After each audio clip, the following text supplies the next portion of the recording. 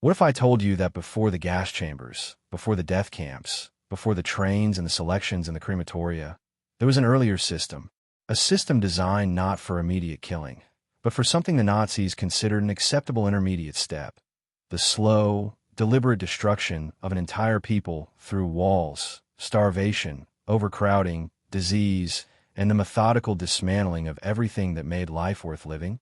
What if I told you that system imprisoned between 500,000 and 600,000 people in a single city block in Warsaw, that it reduced daily food rations to 300 calories a day in some locations, and that it killed hundreds of thousands of people before a single train arrived at a single death camp? The ghettos of German-occupied Europe are among the most extensively documented chapters of the Holocaust, and among the least fully understood by the general public. Most people know that ghettos existed. Most people know that they were neighborhoods in which Jewish people were forced to live under German occupation. Most people know that they eventually ended, that the inhabitants were either shot or deported to killing centers. What most people do not know is the specific texture of life inside the ghettos, the specific caloric calculations, the specific forms of cultural resistance, the specific ways in which ordinary human beings organize themselves under conditions designed to break them, and the specific documented details of what happened to them when the Nazis decided the ghettos had served their purpose. So tonight, we're going to go through 50 facts. 50 specific, documented, verified truths about the Jewish ghettos of German-occupied Europe, drawn from the diaries, the smuggled reports, the underground archives, the survivor testimonies, and the perpetrator records that together form the historical record of this chapter. Every fact you're about to hear is real. Every name, every number, every specific detail has a source. Before we begin, please do me a favor. Hit that subscribe button and give this video a like. Content like this, the kind that refuses to simplify the most important moral history of the 20th century, needs your support to reach the people who need to hear it. Now get comfortable. Dim the lights. Let your body settle into the familiar weight of the dark. And let's start at the very beginning of the ghetto system, with a question that most people never think to ask. Fact 1. The Nazi ghettos were not historically unprecedented. The word ghetto dates to 16th century Venice. Before we get to the horror of the Nazi ghetto system, there's a historical fact that provides essential context and that is almost never included in the popular account of this history. The word ghetto, and the institution it names, did not originate with the Nazis. It originated in Venice in 1516, when the Venetian Republic ordered its Jewish population to live in a confined area on a small island called Ghetto Nuovo, named for the foundry, the ghetto, that had previously occupied the site. The word passed into multiple languages as the general term for a designated area in which a Jewish community was required to live, separated from the general Christian population by law and in many cases by physical barriers. For nearly 500 years before the Second World War, Jewish communities across Europe had lived with various forms of residential segregation, legal restriction, and periodic confinement. The Ghetto of Rome, established in 1555 by Pope Paul IV, enclosed the Jewish community of Rome behind walls that were locked at night and opened each morning. The ghettos of the Pale of Settlement in the Russian Empire imposed geographic restrictions on where Jewish people could live that shaped the demographic map of Eastern European Jewry for generations. The repeated experience of segregation, forced relocation, and restricted movement was woven into the collective historical memory of European Jewish communities long before the Nazis came to power. This context is important for two reasons. First, it explains part of the initial response of Jewish communities to the early stages of the Nazi ghetto system.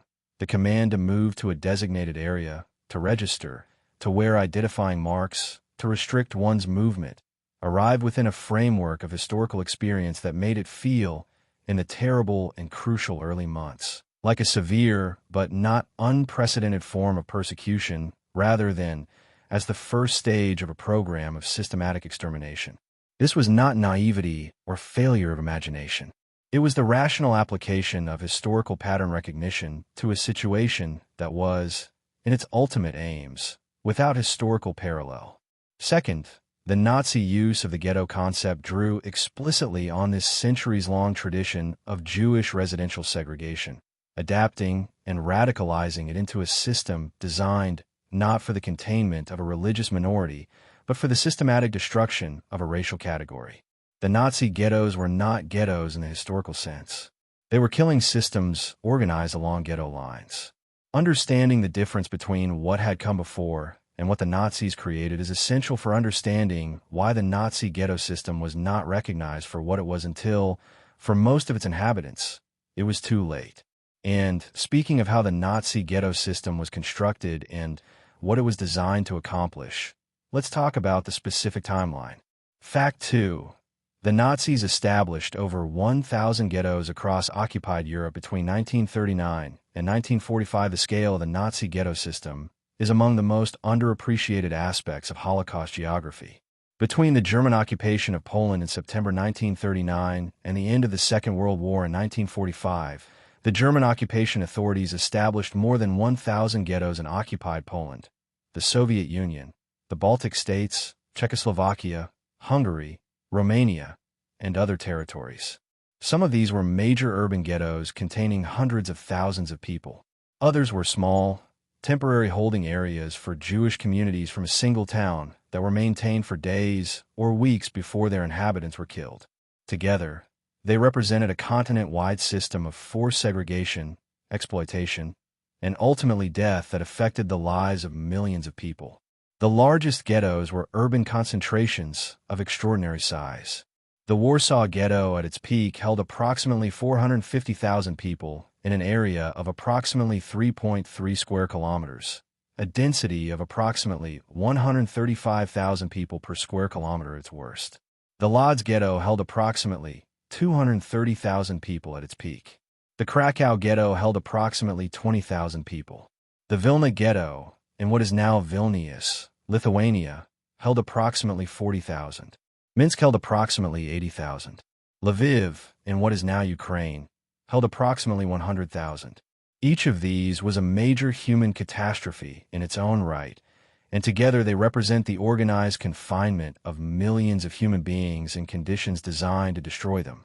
The smaller ghettos, the hundreds of towns and villages across occupied Poland and the Soviet Union, where the Jewish community was forced into a designated street or a set of buildings for weeks or months before being killed in situ, are less studied and less known than the major urban ghettos, but they are part of the same system.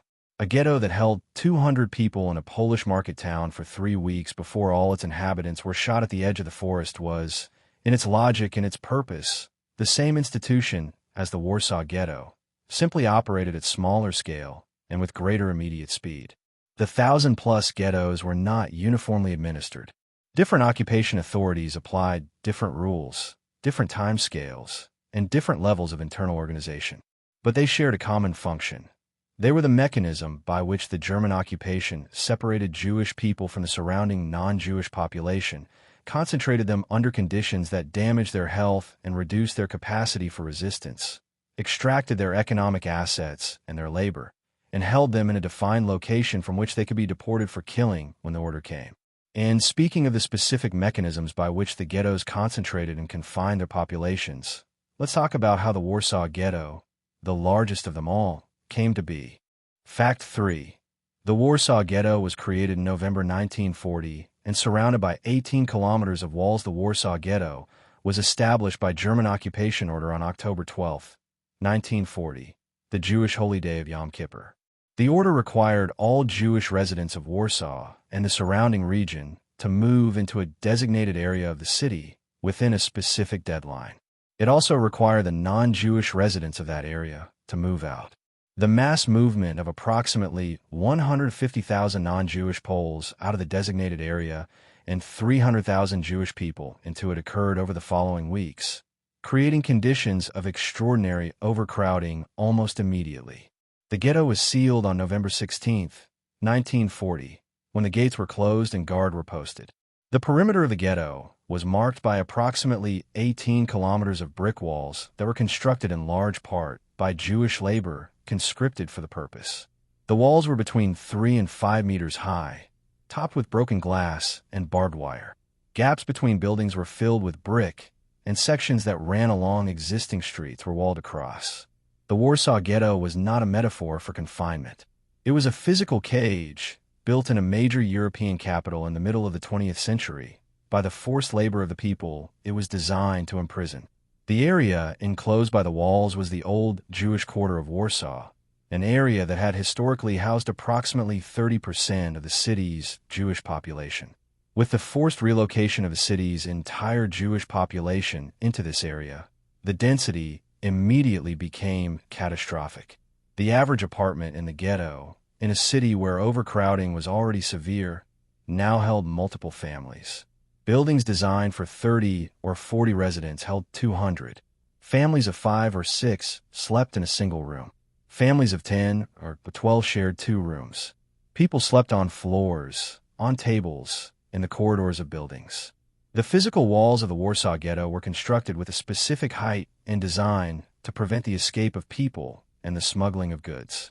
The broken glass on the top of the walls, the guards on both sides, and the legal penalties for crossing the wall without authorization were intended to make the ghetto a sealed environment from which nothing could emerge or enter without the approval of the German occupation authorities.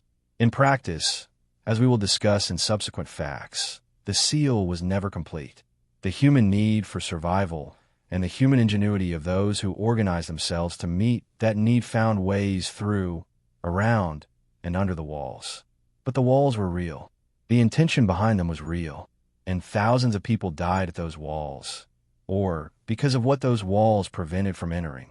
And speaking of what the walls prevented from entering, let's talk about the food allocation system that turned those walls into instruments of mass murder. Fact 4.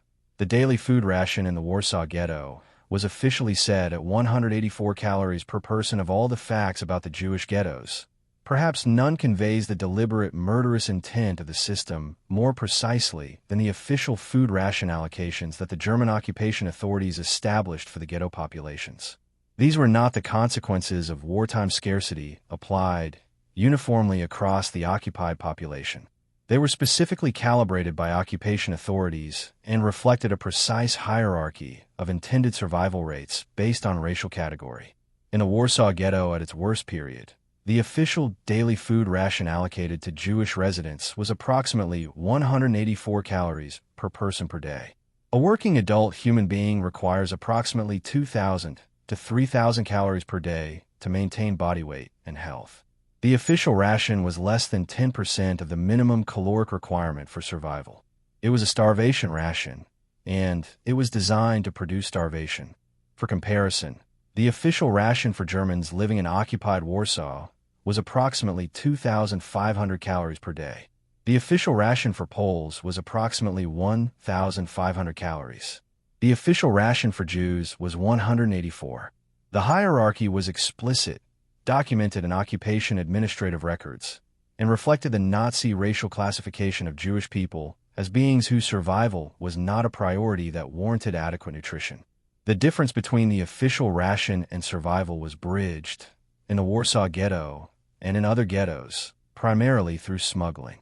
An entire underground economy developed around the smuggling of food into the ghetto, organized at multiple scales from individual children who crossed through holes in the wall to bring back a handful of vegetables, to organized networks of adult smugglers who bribed German and Polish guards and moved substantial quantities of food through the ghetto walls. Without the smuggling economy, the death toll from starvation in the Warsaw Ghetto would have been even higher than the approximately 92,000 people who died there of starvation and related disease between 1940 and 1942. But even with the smuggling economy, the food situation in the ghetto was catastrophic. The caloric intake of the average ghetto resident, combining official ration and smuggled food, has been estimated at approximately 1,100 calories per day during the better periods and considerably less during the worst. Chronic malnutrition was universal. Starvation-related diseases, particularly typhus and tuberculosis, spread rapidly through the overcrowded, malnourished population. The bodies of those who died of hunger were found on the streets of the ghetto every morning, covered with newspapers by passers-by who lacked the strength to do more. And speaking of what was found on the streets of the Warsaw Ghetto in the mornings, let's talk about the specific scale of the dying. Fact 5. Between 1940 and 1942, approximately 92,000 people died in the Warsaw Ghetto before the deportations began. The Warsaw Ghetto killed people in two distinct phases. The first phase, which lasted from the ghetto's sealing in November 1940 until the beginning of mass deportations to Treblinka in July 1942, killed approximately 92,000 people through the slow mechanisms of the ghetto system: starvation, disease, cold, and the violence of random German attacks. The second phase, which began on July 22, 1942, killed most of the remaining population through deportation and murder at Treblinka. But the first phase, the slow killing, was itself an enormous catastrophe that preceded and prepared the conditions for the mass deportations. The death rate in the Warsaw Ghetto during 1941, before the deportations began, was approximately 5,500 people per month. This means that more than 60,000 people died in the Warsaw Ghetto in 1941 alone, in a single year, before a single deportation train left for Treblinka. More people died in the Warsaw Ghetto from the ghetto conditions in 1 year than died in many smaller operations of the Holocaust. This staggering death rate occurred in the center of occupied Warsaw, in buildings that still stood on streets that still existed, visible to the surrounding Polish population and to the German occupation authorities who had designed the conditions that produced it. The bodies of those who died were a daily visible feature of ghetto life. Photographs taken inside the Warsaw Ghetto, some by German propaganda photographers whose intent was to document Jewish degradation, show bodies lying on pavements covered with newspapers, surrounded by people who walk past because there is nothing else to do. The Jewish welfare organizations inside the ghetto organized the collection and burial of bodies, but the scale eventually overwhelmed any organized response. A single horse-drawn cart could collect dozens of bodies in a morning. The diarists of the Warsaw Ghetto recorded the specific details of this dying with the precision of people who understood they were witnessing something that needed to be documented. Emanuel Ringelblum, who organized the extraordinary underground archive known as Onyx Shabbat that we will discuss in a later fact, wrote about the dying with a clinical specificity that was itself a form of resistance against the German attempt to make the deaths invisible and incomprehensible. He wrote about specific people: the family that had come to Warsaw from a provincial town, the children whose swollen bellies indicated severe malnutrition, the intellectuals who had been professors and lawyers and physicians before the war and who now died of hunger on the streets of the city they had lived in for decades. The 92,000 who died in the ghetto before the deportations began are sometimes called the slow victims, as if their deaths were less significant than the mass murder that followed. They were not less significant. They were equally dead, and their deaths were the direct product of calculated German policy. And speaking of how German policy shaped every aspect of ghetto life, let's talk about the specific administrative apparatus through which the ghettos were governed. Fact 6. The Judenrat, the Jewish Council, was given impossible instructions and condemned by history. Either way, every ghetto in occupied Europe was administered, on the Jewish side of its internal organization, by a body called the Judenrat, the Jewish Council. These councils were appointed by, or confirmed by the German occupation authorities, and were given responsibility for internal administration of the ghetto community, distributing food and housing, organizing labor assignments, maintaining sanitation and public health, operating whatever schools and welfare institutions survived, and crucially, serving as the intermediary through which German orders were communicated to and implemented by the ghetto population. The German occupation authorities used the Judenrat system for a specific and calculated purpose. By making the Jewish Council responsible for implementing German orders, including eventually orders for the provision of specified numbers of people for deportation, the Germans achieved several objectives simultaneously. They reduced the German manpower required to administer the ghetto directly. They created a plausibly deniable intermediary through which the most brutal orders could be transmitted. And they placed the leaders of the Jewish community in the impossible position of either refusing German demands and being immediately killed, or complying with those demands and bearing the moral weight of what compliance required.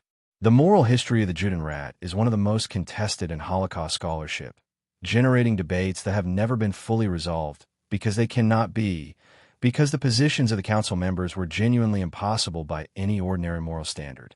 Hannah Arendt's controversial analysis in Eichmann in Jerusalem which argued that the cooperation of Jewish councils had facilitated the Holocaust implementation, was challenged and refined by subsequent scholars who pointed out the absence of any realistic alternative that would have produced better outcomes for the ghetto populations.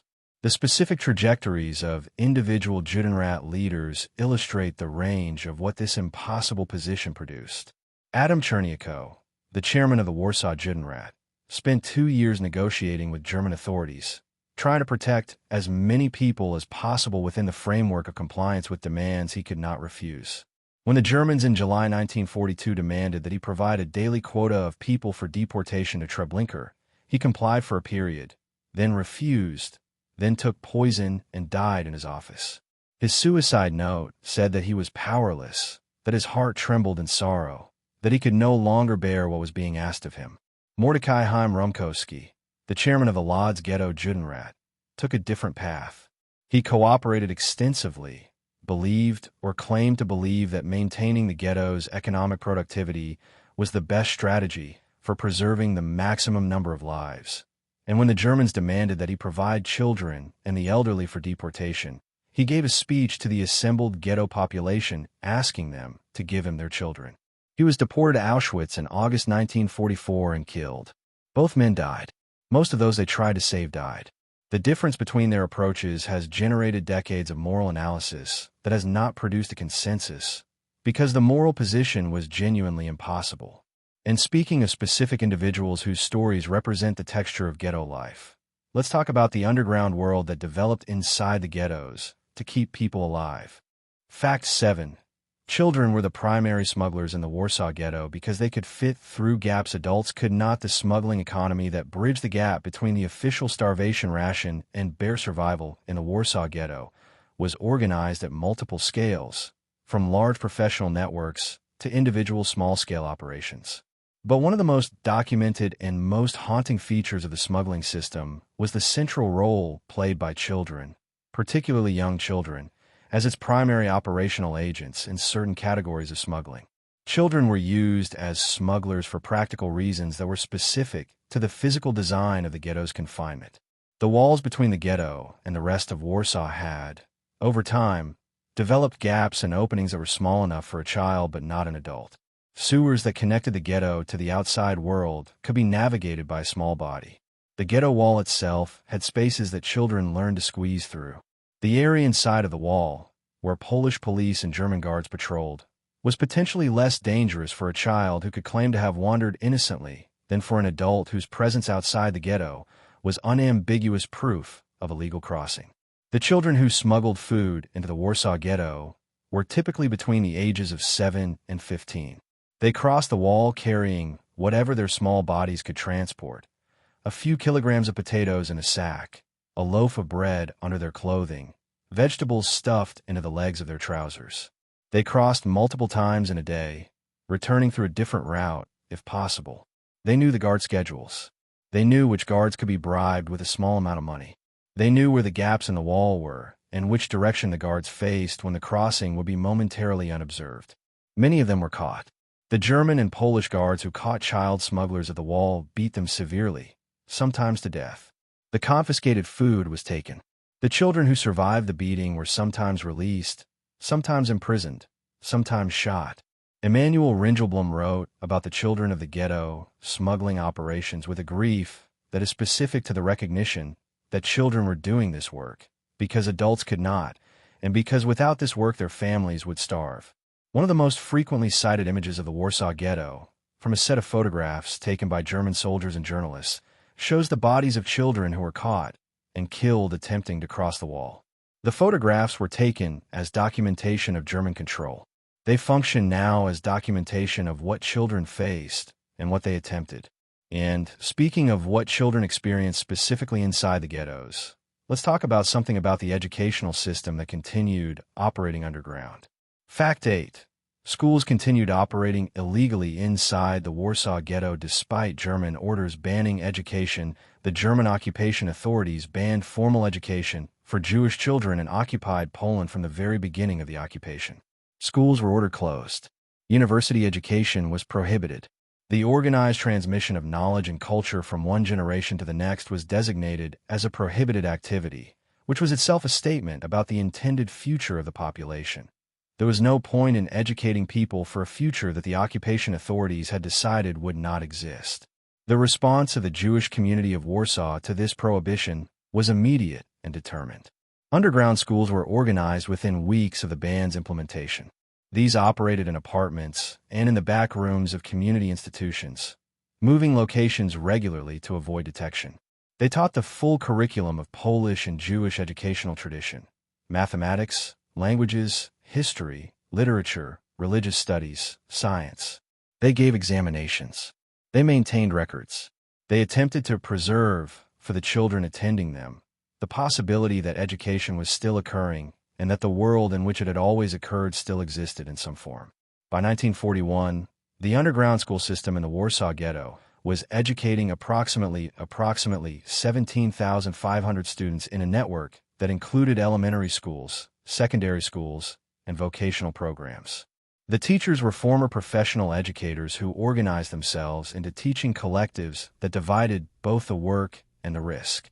The students were children who understood, to varying degrees, that they were being taught in secret, that the adults organizing their education were doing something dangerous, and that the act of learning was itself a form of defiance.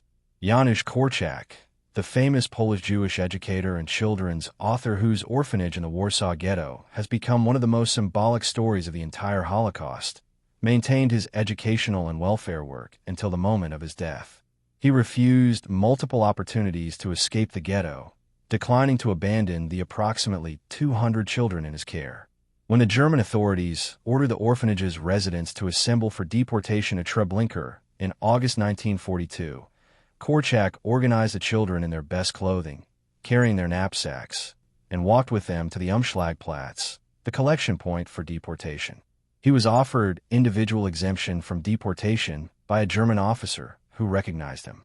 He refused. He boarded the train to Treblinka with the children. None of them returned. And speaking of the documentation that was created inside the ghettos by people who understood what they were witnessing, let's discuss one of the most important archives in Holocaust history. Fact 9. Emanuel Ringelblum organized a secret archive called Oneg Shabbat that buried its documents in milk cans and metal boxes. Emanuel Ringelblum was a historian. He was also, for the duration of the Warsaw Ghetto's existence, the most important documentarian of that existence, organizing and directing an underground archival project called Oneg Shabbat, meaning Joy of the Sabbath, named for the Saturday afternoon meetings at which the project's participants gathered to compile, discuss, and deposit material. Ringelblum understood from the earliest days of the ghetto what he was witnessing, and he organized a systematic response to the problem of documentation.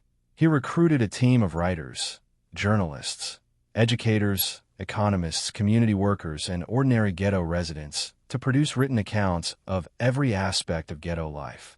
Diaries, surveys, testimonies, statistical analyses, demographic studies, cultural records, documentation of German orders and actions, interviews with refugees from other ghettos and communities, transcriptions of rumors and reports from beyond the ghetto walls. He was creating, with deliberate and systematic intent, an archive that would survive the war and tell the world what had happened in the Warsaw Ghetto. The material was collected, organized, and hidden in 3 caches. 2 of these were buried in metal milk cans and tin boxes at locations inside the ghetto before the final German destruction of the ghetto in 1943. The first cache was discovered in September 1946, buried under the ruins of what had been 68 Noah Lipke Street. The second was discovered in December 1950 at the same location. The third cache has never been found. What survived in the 2 recovered caches is approximately 35,000 pages of documents, diaries, testimonies, institutional records, creative writing, statistical surveys, copies of underground newspapers and publications, and much more. The Oneg Shabbat archive is the most comprehensive single collection of contemporaneously produced documentation of ghetto life that exists anywhere in the world. It was produced by people who knew they might not survive, but who were determined that the record would. Ringelblum himself survived the ghetto's liquidation by hiding on the Polish side of the wall, in a bunker beneath a greenhouse. He was discovered by the Gestapo in March 1944, taken with approximately 35 other people including his wife and son, and shot in the ruins of the Warsaw Ghetto. He was 43 years old. The archive he organized survived him and has become one of the foundational sources for our understanding of the Holocaust. His name deserves to be as widely known as the archive he created. And speaking of what that archive and other sources tell us about the specific conditions of daily life inside the ghettos, let's talk about disease. Fact 10. Typhus killed tens of thousands in the ghettos because the Germans used the disease they had created as propaganda against Jews. The conditions of the Nazi ghettos, the extreme overcrowding, the malnutrition, the inadequate sanitation, the prohibition on adequate medical supplies, were specifically designed in ways that would predictably produce epidemic disease. The German occupation authorities knew this. Their own public health officials documented it.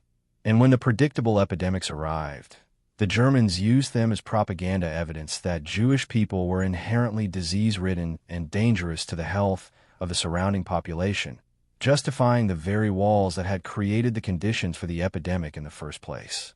Typhus, which is transmitted by the body louse and which spreads rapidly in conditions of overcrowding and inadequate sanitation, was the primary epidemic disease of the ghettos.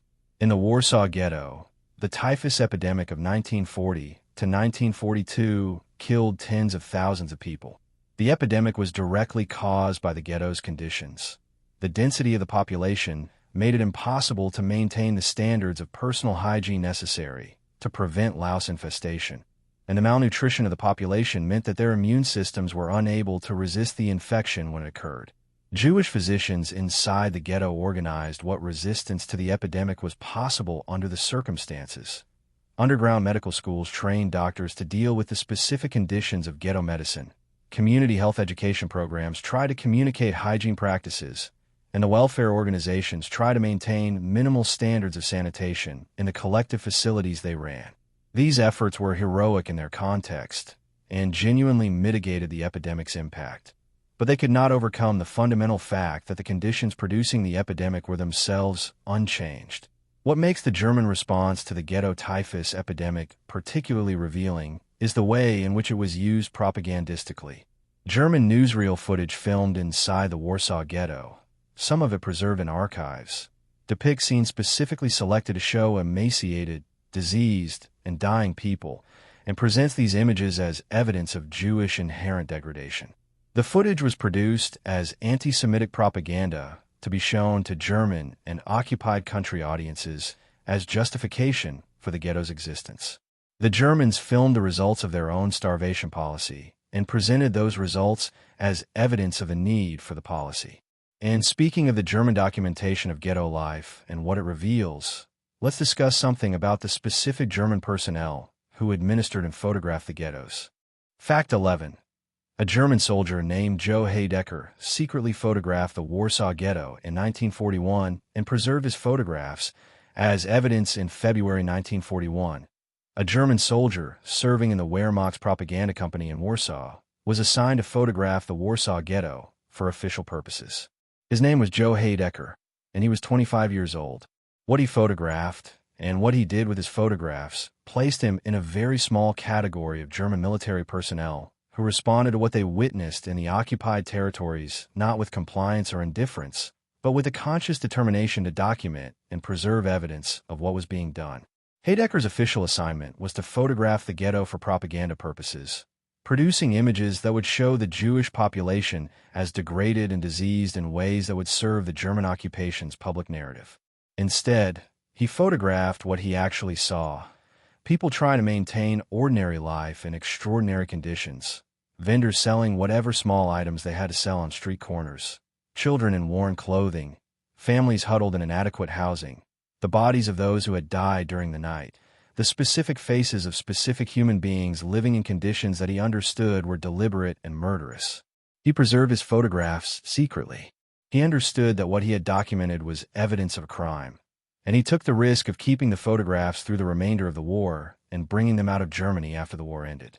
His collection became one of the most significant early photographic records of the Warsaw Ghetto, providing documentation that was contemporaneous with events rather than reconstructed afterward. After the war, Heidecker spoke publicly about what he had witnessed in the ghetto, published his photographs, and spent the remainder of his life as a journalist and documentary filmmaker, returning repeatedly to the subject of the Holocaust and German responsibility for it. He died in 2001 at the age of 85. Heidecker's story is notable not only for the specific photographs he preserved, but for what it demonstrates about the range of responses available to German soldiers who witnessed atrocity. Most did not respond as he did. Most complied, or turned away, or rationalized. A small number responded as he did, witnessing clearly and finding a way to preserve what they saw. The difference between those responses was not primarily a matter of available options. It was a matter of moral choice. And speaking of moral choices made by individuals within the system, let's talk about one of the most dramatic examples of what such choices could produce. Fact 12. Irina Sendler smuggled approximately 2,500 Jewish children out of the Warsaw Ghetto hidden in boxes, coffins, and tool bags. Irina Sendler was a Polish social worker who worked for the Warsaw City Welfare Department. In this capacity, she had legitimate authorization to enter the Warsaw Ghetto to inspect sanitary conditions, which gave her access that most non-Jewish Poles did not have. She used this access to organize a rescue operation that would eventually save approximately 2,500 children from the ghetto. Sendler worked with a network of Polish families, religious institutions, and underground organizations to create hiding places on the Polish side of the Warsaw Wall for children who were brought out of the ghetto by methods that required extraordinary ingenuity and courage. Children were smuggled out in tool bags, in boxes, in suitcases, under piles of rags on the flatbed of the municipal truck that Sendler used for her welfare work, in coffins that were driven out of the ghetto as supposed deceased, through the courts of buildings that backed up against the ghetto wall, and through the underground sewer tunnels that connected the ghetto to the rest of the city. Each child who was brought out required a new identity, false documents, a Polish name, a family that would take them in and present them as their own or as a relative from elsewhere. Sendler and her colleagues created these new identities and recorded the original Jewish names and the new Polish names and lists that were kept in coded form. The lists were buried in jars in the garden of one of the network's safe houses, so that if the children survived and the war ended, the original names and the families from which they had come could be recovered. Sendler was arrested by the Gestapo in October 1943, tortured, and sentenced to death. The network organized a bribe that secured her release. She survived the war, broken physically but alive. After the war, she dug up the jars containing the lists and spent years trying to reconnect surviving children with any surviving family members. But the families of most of the children had been killed. Her story was largely unknown internationally for decades until 4 American high school students researching a history project discovered it in 1999 and produced a play about her life called Life in a Jar. She lived until 2008, dying at the age of 98. She received the Order of the White Eagle, Poland's highest state honor, before her death. She had been nominated for the Nobel Peace Prize in 2007, losing to Al Gore.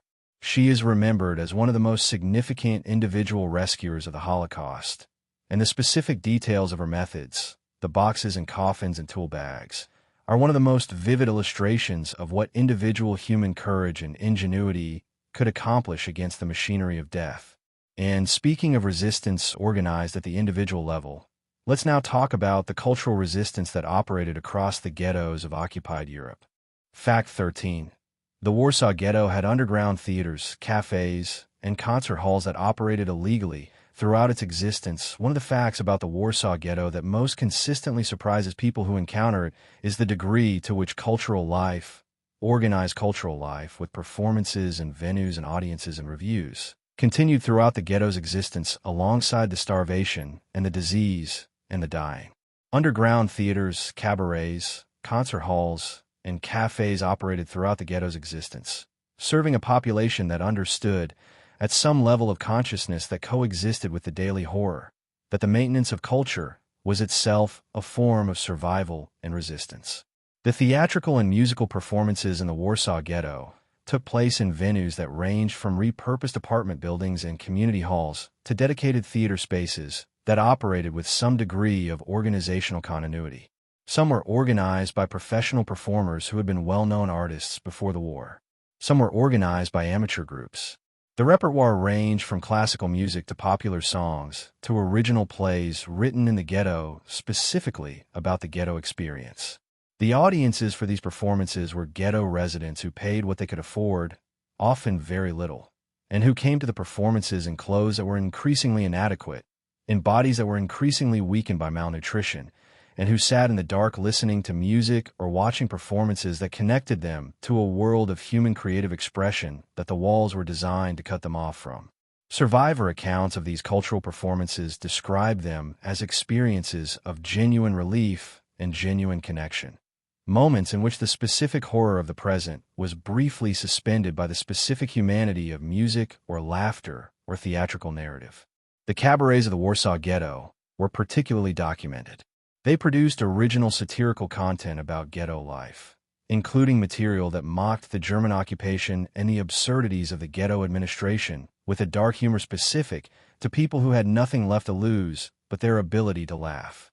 One of the most famous performing artists of the Warsaw Ghetto was WW2, a singer whose performances drew audiences that filled whatever space was available. She survived the war, though her post-war life was complicated by accusations, later examined and largely dismissed by historians, about her conduct in the ghetto. The cultural life of the Warsaw Ghetto represents something that the Nazi system was specifically designed to prevent: the maintenance of a community's sense of itself, its connection to its own history and values, its recognition of its own humanity, in circumstances designed to eliminate that recognition. The performances and the audiences that attended them were an assertion that the walls had not succeeded in destroying what they were designed to destroy. And speaking of what the walls were designed to destroy and what survived them, let's talk about religious life in the ghettos. Fact 14. Religious practice continued inside the ghettos, with rabbis issuing special religious rulings to address conditions that had no precedent in Jewish law. Jewish religious life did not cease with the establishment of the ghettos. Synagogues continued to operate, in many cases underground and in violation of German prohibitions. Prayer services were held in private apartments, in the back rooms of community institutions, in spaces that could be quickly transformed into a temporary synagogue and equally quickly transformed back into an ordinary room if German inspectors appeared. Torah scrolls were hidden, prayer books were passed from hand to hand, the Sabbath was observed with whatever resources were available. The specific conditions of the ghettos created religious legal problems that had no direct precedent in the long tradition of Jewish religious law, the Halacha. Rabbis in the ghettos were confronted with questions for which the existing body of religious ruling provided no clear guidance. Was it permissible to violate the Sabbath to smuggle food that would prevent starvation? Or the burial obligations when bodies were accumulating faster than the community could provide proper burial? How should the religious community address the allocation of resources when there was not enough for everyone? Or the limits of cooperation with German demands before cooperation became complicity? The responsa literature produced by rabbis in the ghettos, the formal written responses to these questions, forms an extraordinary body of religious and historical documentation that has been examined by scholars of both Holocaust history and Jewish religious law. Rabbis who were working in conditions of extreme duress, who knew they were likely to die, who were surrounded by dying people and administering to a community that the German occupation was systematically destroying, produced detailed and sophisticated legal analyses of the unprecedented situations they faced. Rabbi Ephraim Oshry of the Kaunas Ghetto in Lithuania, for example, wrote his response on scraps of paper that he buried for safekeeping, eventually recovering them after the war and publishing them in multiple volumes. His responsa addressed questions ranging from whether a Jew who had been forced to shave his beard as a German humiliation requirement retained the spiritual status he had before the shaving, to whether it was permissible to eat forbidden foods to avoid starvation. His answers are simultaneously legal texts, historical documents, and testimony about the specific moral landscape of the Kaunas Ghetto. And speaking of specific ghettos other than Warsaw, let's talk about the Łódź Ghetto, which operated differently from Warsaw, and which represents a distinct and important chapter in the ghetto history. Fact 15. The Łódź Ghetto was the second largest and the longest lasting, operating from 1940 to August 1944. The Łódź Ghetto, established in the Polish industrial city of Łódź, which the German occupation renamed Litzmannstadt, was the second largest ghetto in occupied Europe and the one that lasted longest. It was established in April 1940 and was not liquidated until August 1944, operating for approximately 4.5 years, longer than any other major ghetto. At its peak, it held approximately 230,000 people. By the time of its liquidation, approximately 160,000 people had died within it or been deported to killing centers. The Łódź Ghetto operated under a specific administrative system that distinguished it from Warsaw in important ways. Where the Warsaw Ghetto's internal administration was characterized by ongoing negotiation, conflict, and the eventually failed strategy of resistance, the Łódź Ghetto, under Mordecai Heim, Rumkowski operated on the principle of productive economic integration with the German war economy as the primary survival strategy. Rumkowski, who held the title of eldest of the Jews and exercised authority over the ghetto with a degree of autocratic control unusual even among Judenrat leaders, believed that making the ghetto economically indispensable to the German war effort was the best available protection against deportation. Under this strategy, the Łódź Ghetto became the most economically productive ghetto in occupied Europe. Workshops organized by Rumkowski's administration manufactured uniforms, furniture, shoes, textiles, and other goods for the German military. At its peak, the ghetto operated more than 95 factories and workshops, employing the majority of the ghetto's population. The economic output was genuine and valued by German occupation authorities who found the ghetto a useful production facility. This economic productivity did provide some protection. The Łódź Ghetto survived longer than Warsaw, and its liquidation was repeatedly postponed as German economic officials argued for the ghetto's productive value. But it did not ultimately protect its population. When Heinrich Himmler ordered the final liquidation of the Łódź Ghetto in June 1944, claiming it as a war measure, the remaining approximately 74,000 residents were deported to Auschwitz-Birkenau, where the vast majority were killed. The last transport from Łódź left in August 1944. Among those on the last transports was Rumkowski himself. He was killed at Auschwitz, possibly by surviving former residents who recognized him. The economic productivity of the ghetto he had organized had delayed, but not prevented its destruction. And speaking of what happened to ghetto populations when the Germans decided their usefulness had ended, let's discuss the process of ghetto liquidation. Fact 16. The liquidation of the Warsaw Ghetto began on July 22, 1942, Yom Kippur Eve, and killed 300,000 people in 52 days. The German authorities in occupied Warsaw had been planning the liquidation of the Warsaw Ghetto since at least the spring of 1942, when Himmler received confirmation of the operational capacity of the Treblinka death camp and authorized the beginning of deportation operations. The liquidation began on July 22, 1942, the eve of the Jewish fast day of Tisha B'Av, a date of deep significance in the Jewish calendar as a day of mourning for historical destructions. The German plan, administered by SS and police officials with the assistance of Ukrainian and Latvian auxiliary forces, was to deport the ghetto's population to Treblinka through a collection point called the Umschlagplatz. The Judenrat was instructed to provide a daily quota of 6,000 people for resettlement in the east. The Jewish leadership did not know the destination was a death camp, though rumors circulated and some had begun to understand the truth. The euphemistic language of resettlement was maintained officially until the process was well advanced. The deportation operation ran for 52 days, from July 22 to September 21, 1942.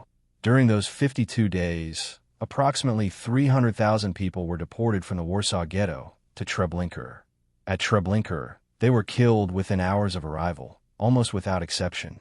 In 52 days, the German deportation machinery, assisted by the Judenrat's provision of people for the transports and by the Ordnungsdienst, the Jewish ghetto police, reduced the Warsaw Ghetto's population from approximately 400,000 to approximately 55,000. The specific mechanics of the collection and loading of people onto the trains to Treblinka have been documented by survivors and by the perpetrators' own records. The Umschlagplatz was a holding area near the ghetto's northern boundary where people were assembled, often held for days without food or water in the summer heat, and loaded onto cattle cars for the journey to Treblinka.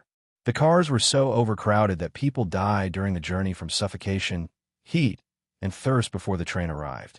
Adam Cherniakow, the Judenrat chairman who had cooperated with German demands for 2 years, received on July 22 the order that included the requirement to provide children for the deportations. He took poison and died in his office that afternoon, leaving a note saying he was powerless and that he could not hand over children. His suicide was itself a statement, though it did not stop the deportations. And speaking of those who chose resistance rather than compliance after the deportations began, let's talk about the organization that emerged from the terrible lessons of the summer of 1942.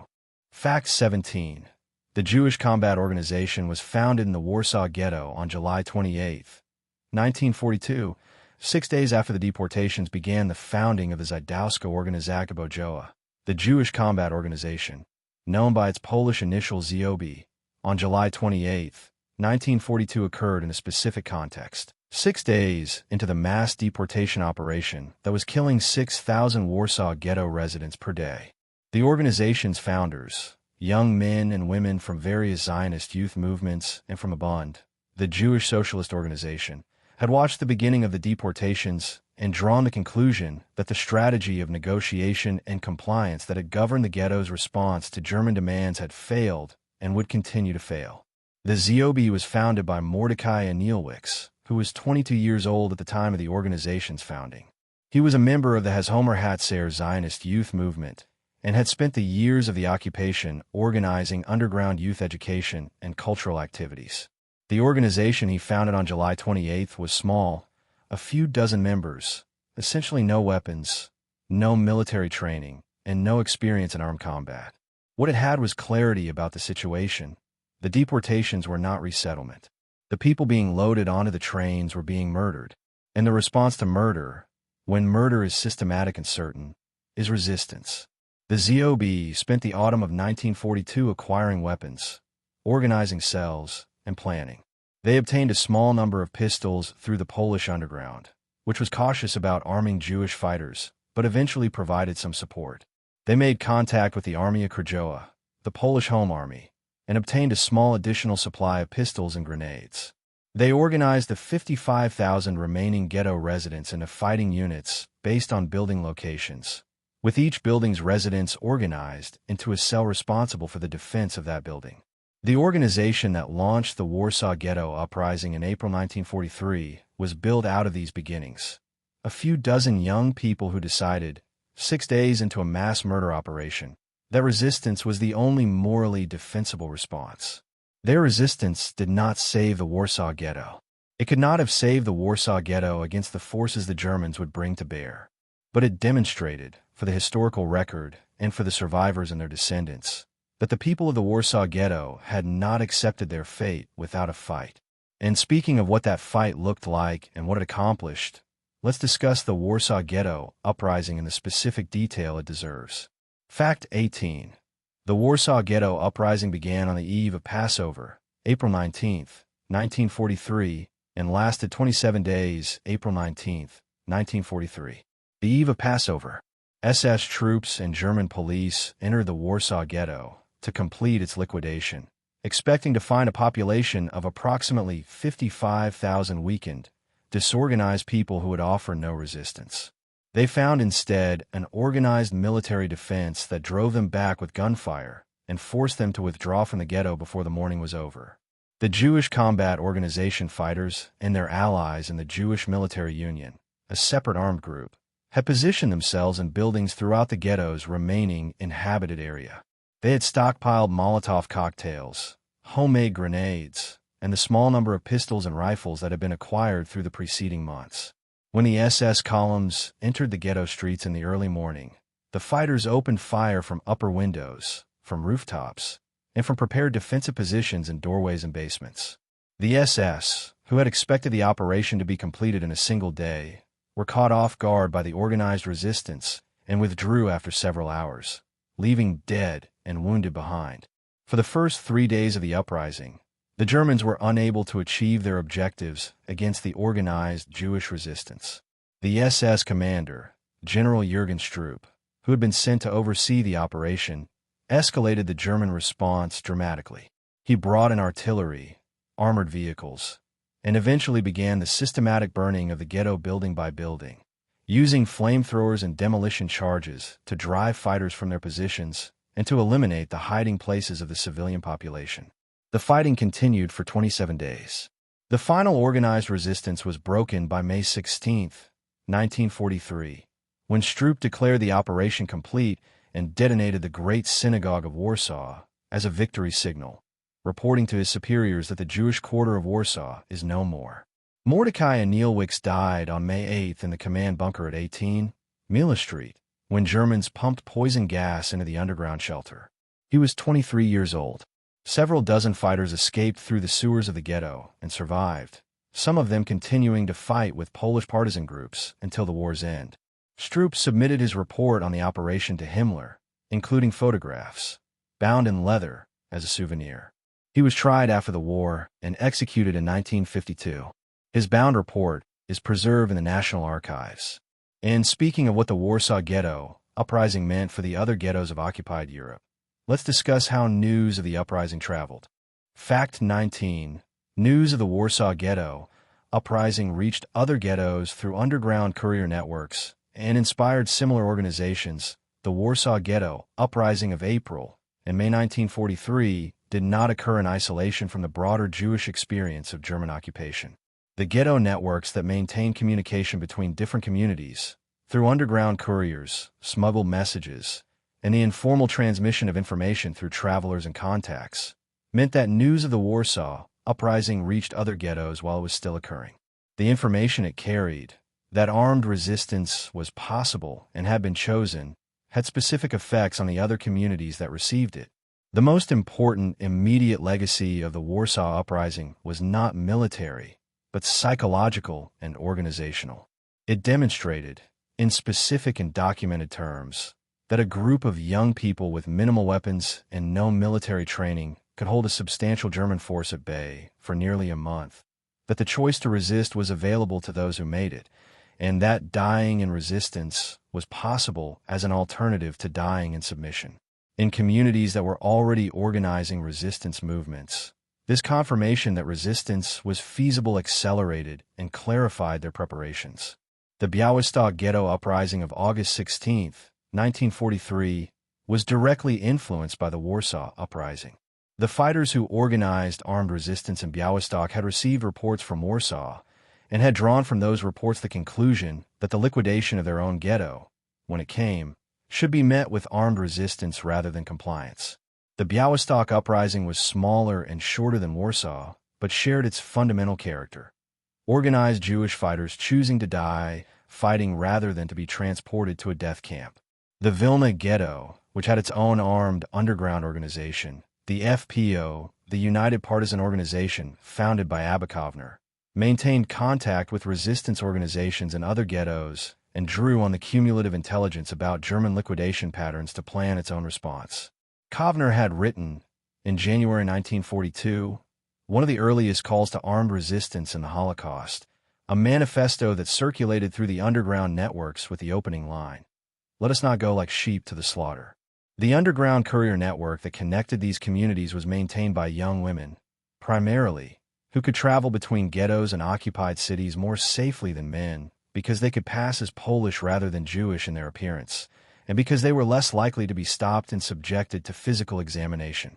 These young women, carrying forged documents and messages hidden in their clothing, are among the most important and least celebrated figures in the history of Jewish resistance during the Holocaust.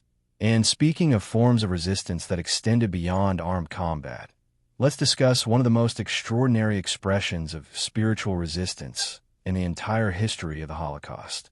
Fact 20. The song Zog Nit Keenmal, Never Say Never, was written in the Vilna Ghetto in 1943 and became the anthem of Holocaust survivors in the Vilna Ghetto in the spring of 1943. A poet and partisan named Hirsch Glick wrote a song in Yiddish. He was 21 years old. The song, whose opening words in Yiddish are Zog Nit Keenmal Azi Du Geist Dem Letzten Weg, which translates as "Never say that you are walking your last road," was written in response to news that the Warsaw Ghetto Uprising had begun, as an expression of defiance and continued will to survive and resist. The song spreads through the Vilna ghetto quickly, passed from person to person. It was sung by the partisan fighters of the FPO, the underground armed organization. It was sung by the young people in the ghetto's cultural organizations. It was passed through the underground networks to other ghettos, to partisan units in the forests of Poland and Belarus and Lithuania, and eventually to survivor communities across the world. It became, and remains, the most widely known song of Holocaust resistance. The partisan song, the anthem that survivors sing at memorial ceremonies when they want to affirm that they endured, that they are still here, that the attempt to kill them did not succeed. Hirsch Glick himself did not survive. He was killed in 1944 while attempting to escape from a German labor camp, age 22. The song he wrote outlived him by decades and has been performed at Holocaust memorial events in Israel, the United States, Europe, and around the world for more than 80 years. The specific quality of this fact, that a 21-year-old poet in a dying ghetto wrote a song that would be sung at memorial ceremonies for generations, is one of the most powerful illustrations of the relationship between individual human creativity and historical survival. Glick's voice was silenced. The song he wrote was not. And in being not silenced, it carried his testimony and the testimony of everyone who sang it into a future he did not live to see. And, speaking of testimony that survived the people who created it, let's talk about the specific documents from the Łódź Ghetto that give us an extraordinarily detailed picture of daily life under those conditions. Fact 21. The Łódź Ghetto Chronicle was written every day by a group of Jewish historians and preserve an extraordinary record of daily life. One of the most remarkable documentary achievements of the entire Holocaust period was the Łódź Ghetto Chronicle, a daily record of events in the Łódź Ghetto produced by a team of historians and writers who have been employed by the ghetto administration to create an official chronicle. The project, which produced entries for most days from January 1941 to July 1944, resulted in a document of extraordinary specificity and completeness. A day-by-day account of life in the second-largest ghetto in occupied Europe, written by people who were living through the events they described. The chronicle was produced by a group of primarily young historians and writers who were assigned to the statistical department of the Łódź Ghetto administration. Their task, as defined by the ghetto administration, was to maintain official records of the ghetto's activities. In practice, they created something considerably more ambitious, a daily narrative that recorded not only administrative statistics, but the texture of daily life, the weather, the food situation, cultural events, incidents of German violence, the mood of the population, the specific events affecting specific people and institutions. The writers of the Chronicle were aware that they were creating a historical document that might outlive them. Several of them wrote about this awareness explicitly in the Chronicle's pages, acknowledging the impossibility of their task and the necessity of continuing it anyway. They recorded the deportations of the ghetto's children and elderly in September 1942 with a specific grief that coexisted with their continued professional function as recorders. They recorded the steady reduction of the ghetto's population. They continued writing until the Chronicle's last entry in July 1944, approximately a month before the ghetto's final liquidation. The Chronicle survived the war, preserved in the rubble of the Łódź Ghetto after its destruction. It is now housed in the Jewish Historical Institute in Warsaw. In its completeness and its specificity, it is one of the most important single documents of Holocaust history, providing a day-by-day record of what it meant to live under the conditions of the Łódź Ghetto that no post-war reconstruction could have produced. And speaking of the specific conditions that the Chronicle recorded, let's talk about something about the economic structure of the Łódź Ghetto that is not widely known. Fact 22.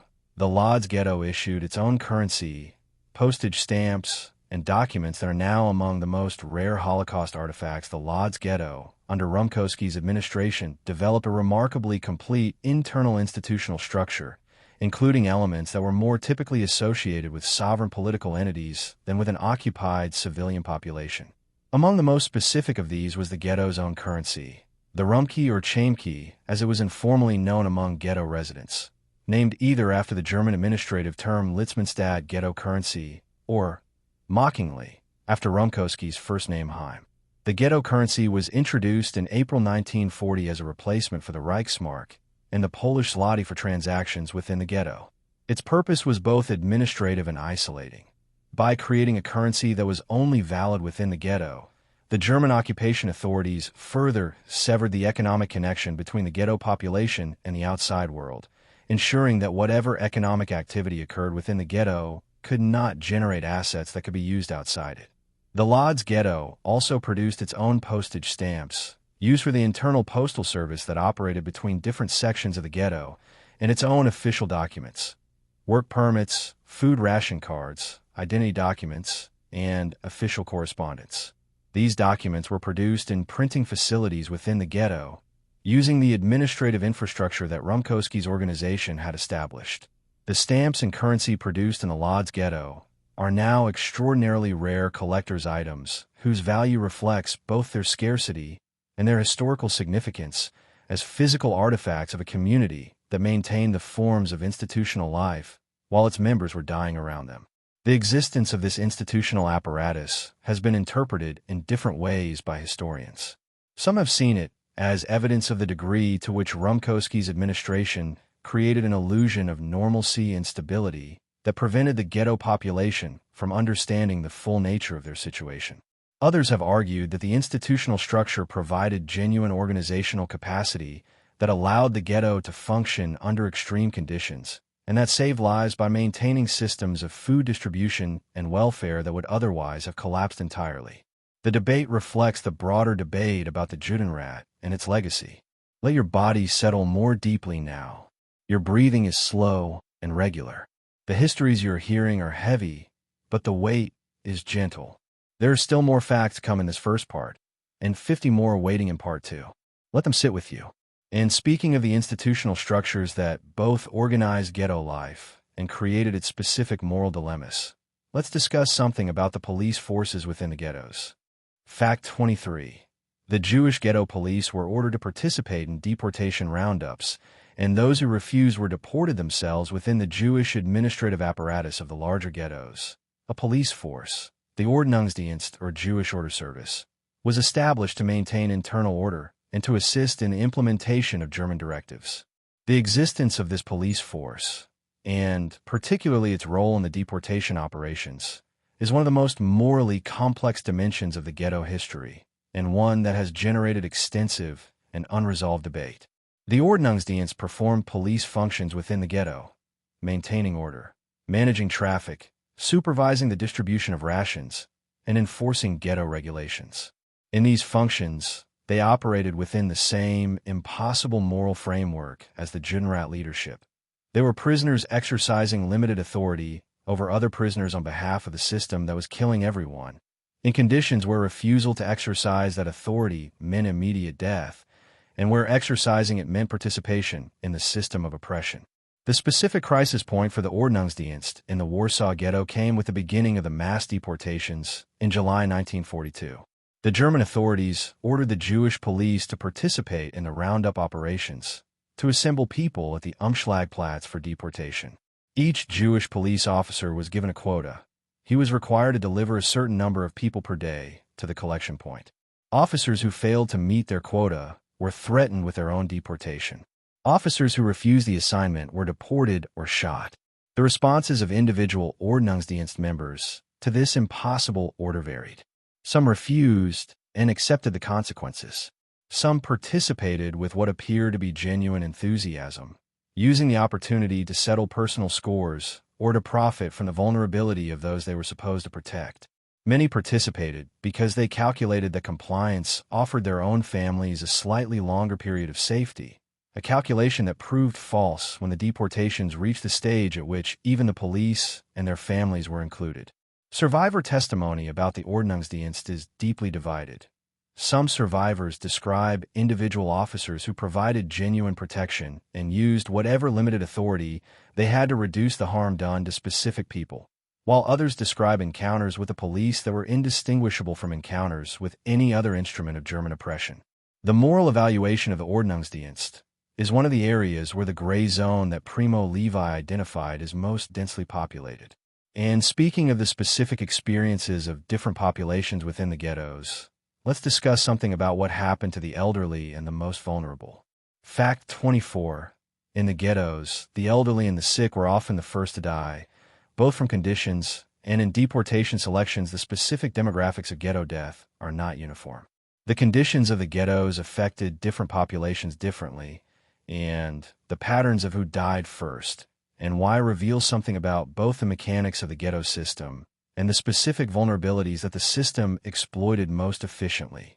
The elderly died first, and in the greatest proportional numbers from the starvation and disease that characterized ghetto conditions in the years before the deportations. They had less physical reserve than younger adults, less capacity to adapt behaviorally to the demands of survival, and less access to the physical labor that sometimes provided marginally better rations. They were less able to participate in the smuggling economy, less able to take on the work assignments that provided access to additional food. The demographic mortality pattern of the Warsaw Ghetto in 1940 and 1941, documented in the ghetto's own records, shows elevated death rates among people over 60 compared to working-age adults. When the deportation operations began, the selection criteria used by the German authorities specifically targeted the elderly, the sick, the young children, and the unemployed as the first categories to be deported. The economic rationale was explicit. The German authorities wanted to retain the working-age population for labor exploitation while removing those who consumed resources without producing economic output. The deportation selections thus systematically targeted those who were already the most vulnerable. The specific horror of the selection for deportation from the perspective of the elderly victims has been documented in ghetto diaries and survivor testimony.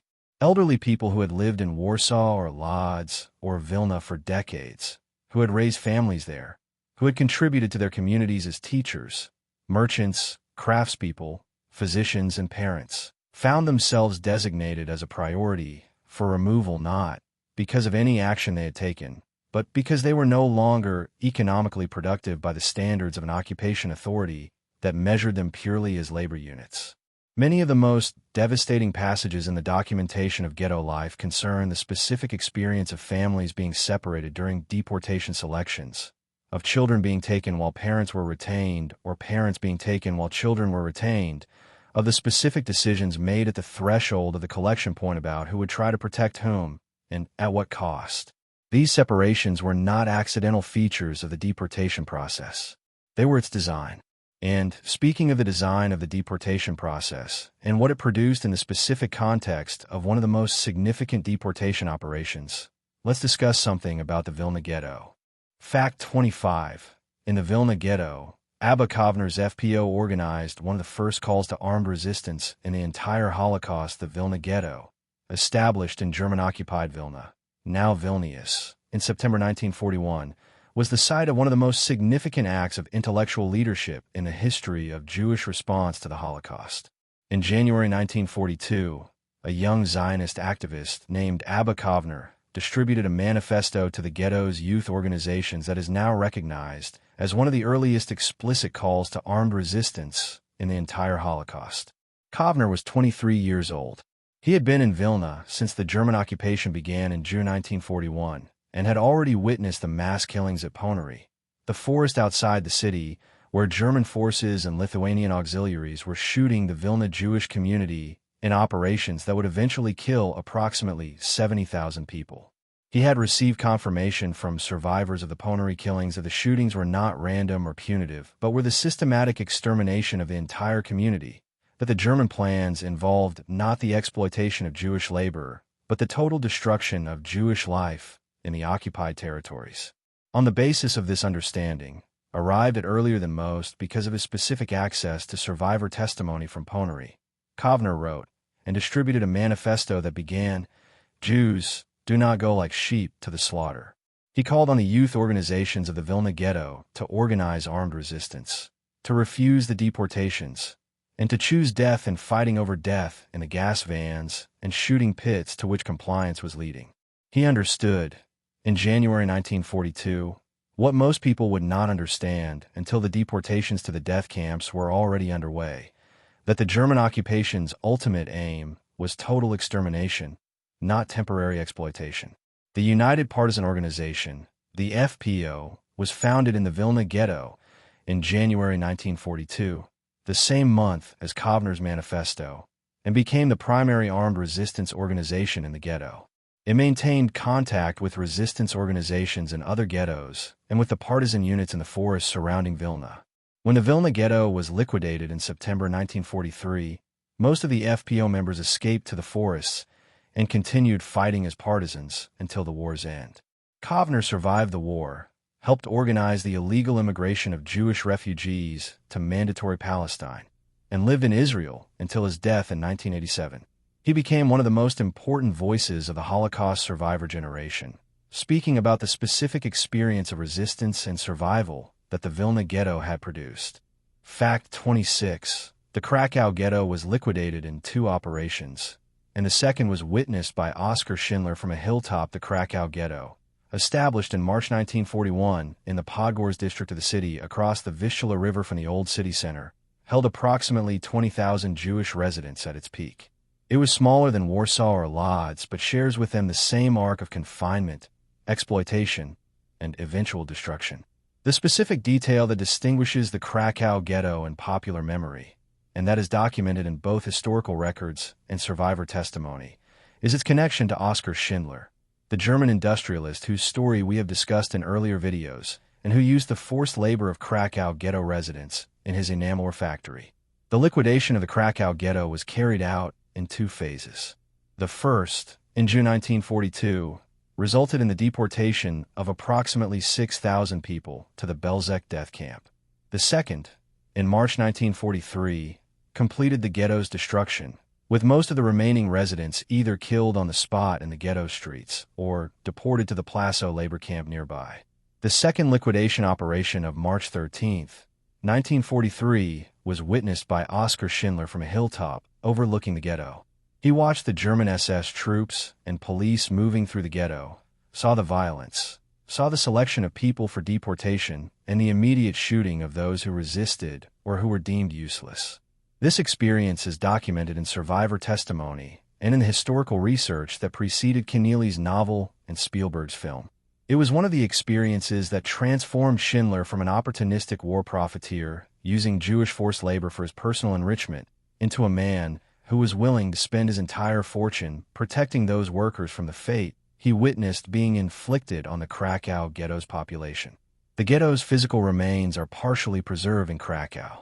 The wall that surrounded it, made with a distinctive pattern of arches designed by the German architects to resemble Jewish gravestones, a deliberate architectural contempt built into the very structure of confinement, still stands in sections.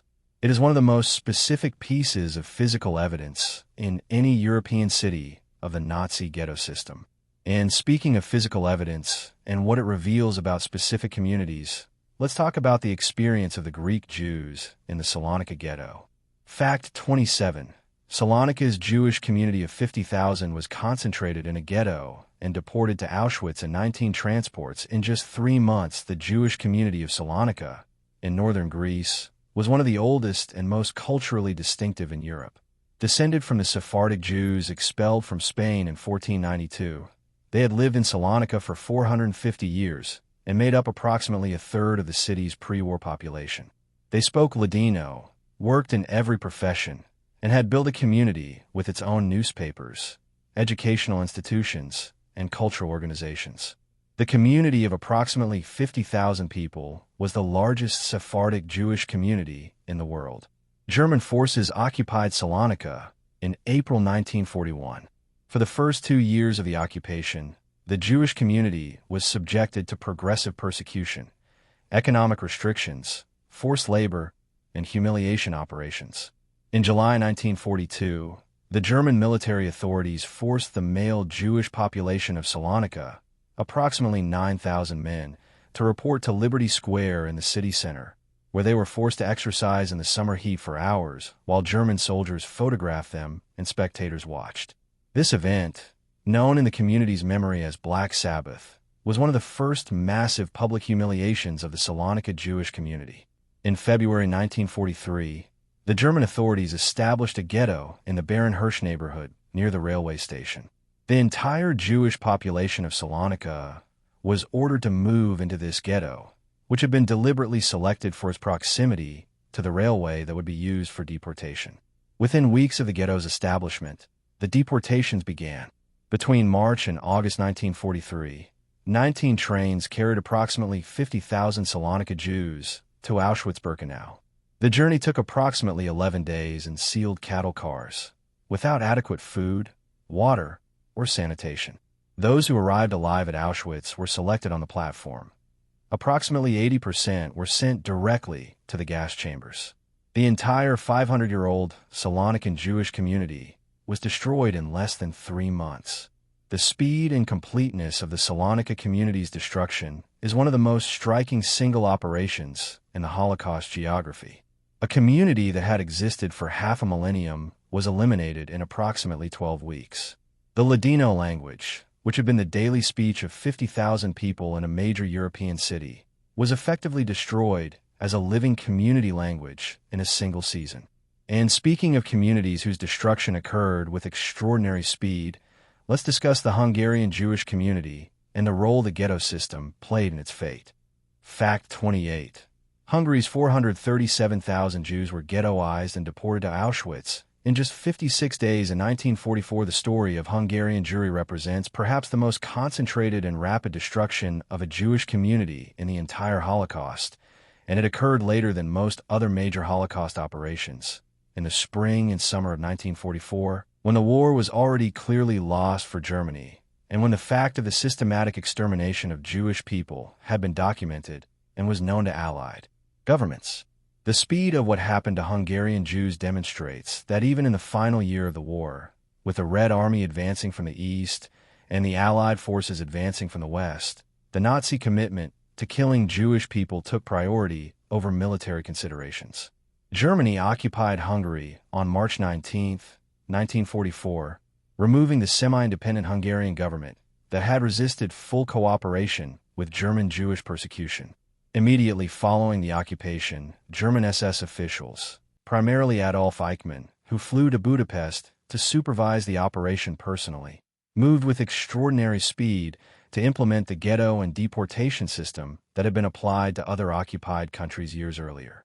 Within weeks of the occupation, the Hungarian Jewish population was required to wear the yellow star, was subjected to economic restrictions, and was being assembled into ghettos in provincial towns and cities across Hungary. The ghettos were temporary. They served not as places of long-term confinement, but as collection points through which the Jewish population was assembled, registered, and prepared for deportation with maximum efficiency.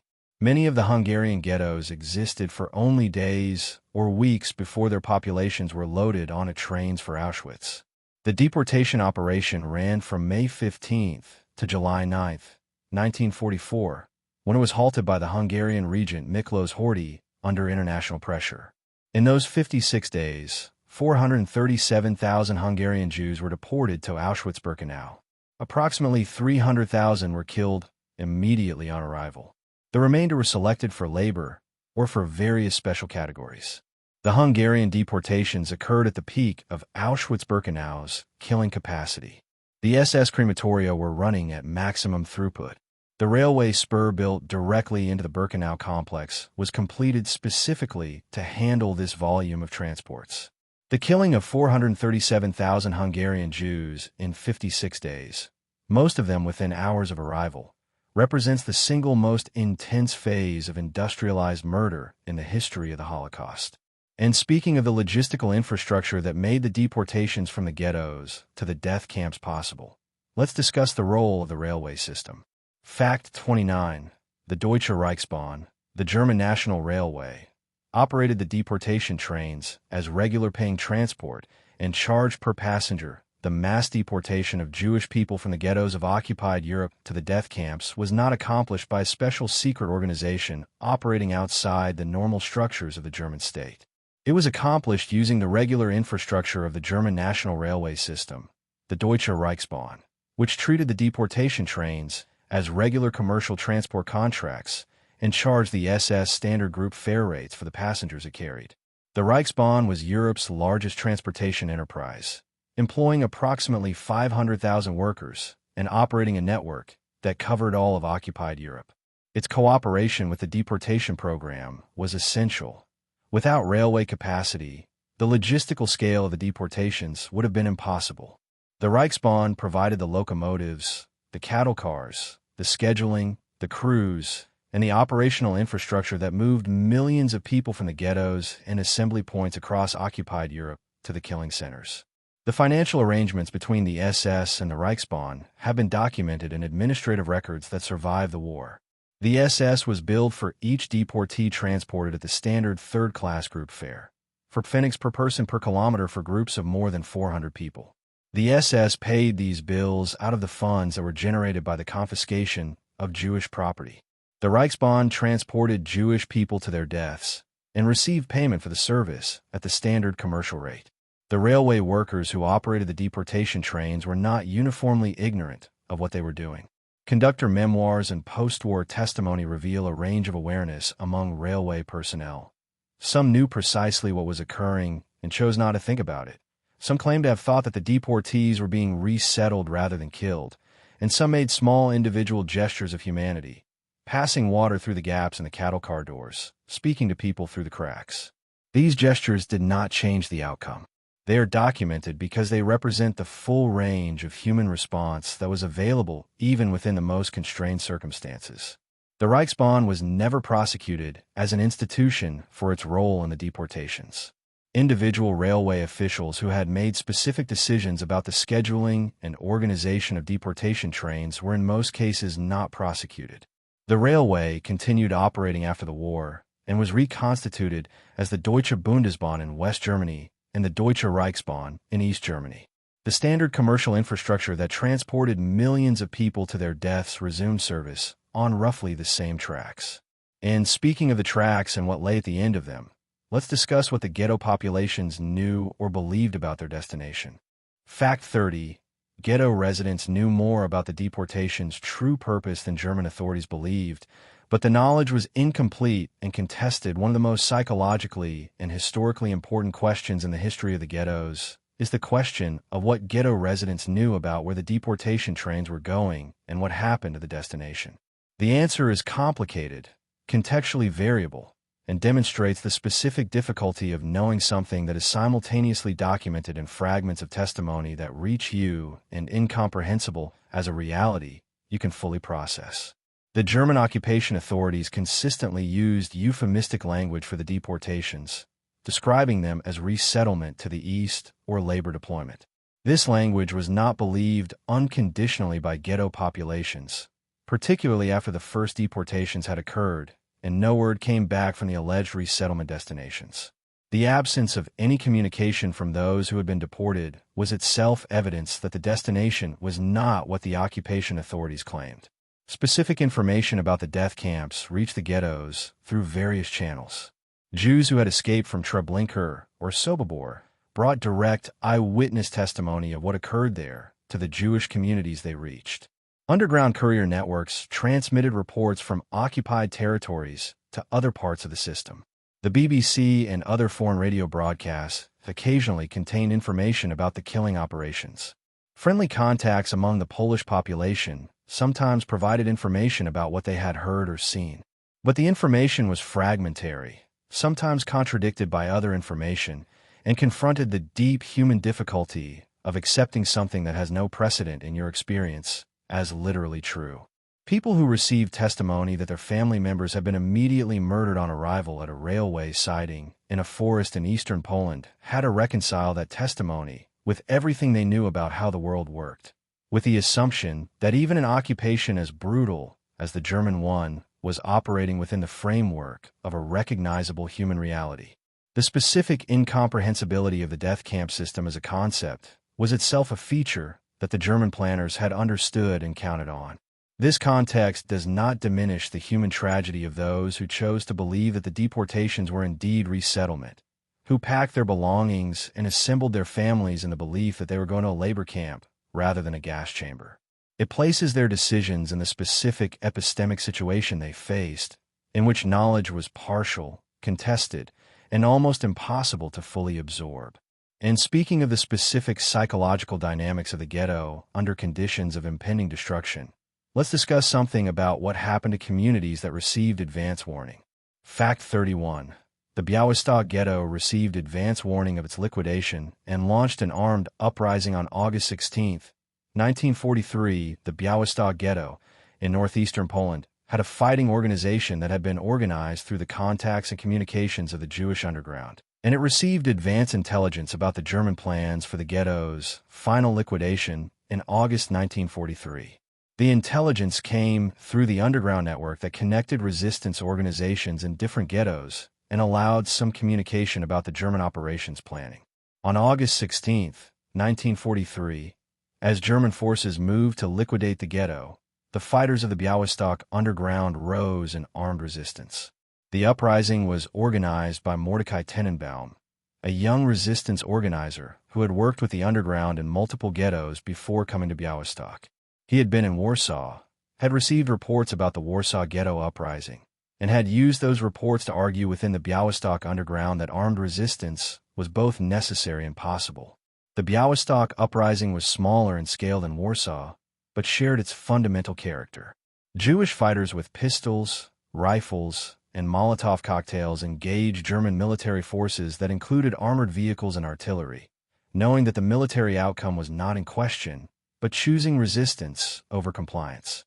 The fighting lasted several days before the organized resistance was broken.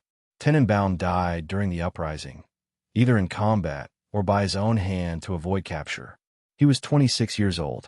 The majority of the Białystok Ghetto's population of approximately 50,000 was deported to Treblinka and Majdanek during and after the uprising.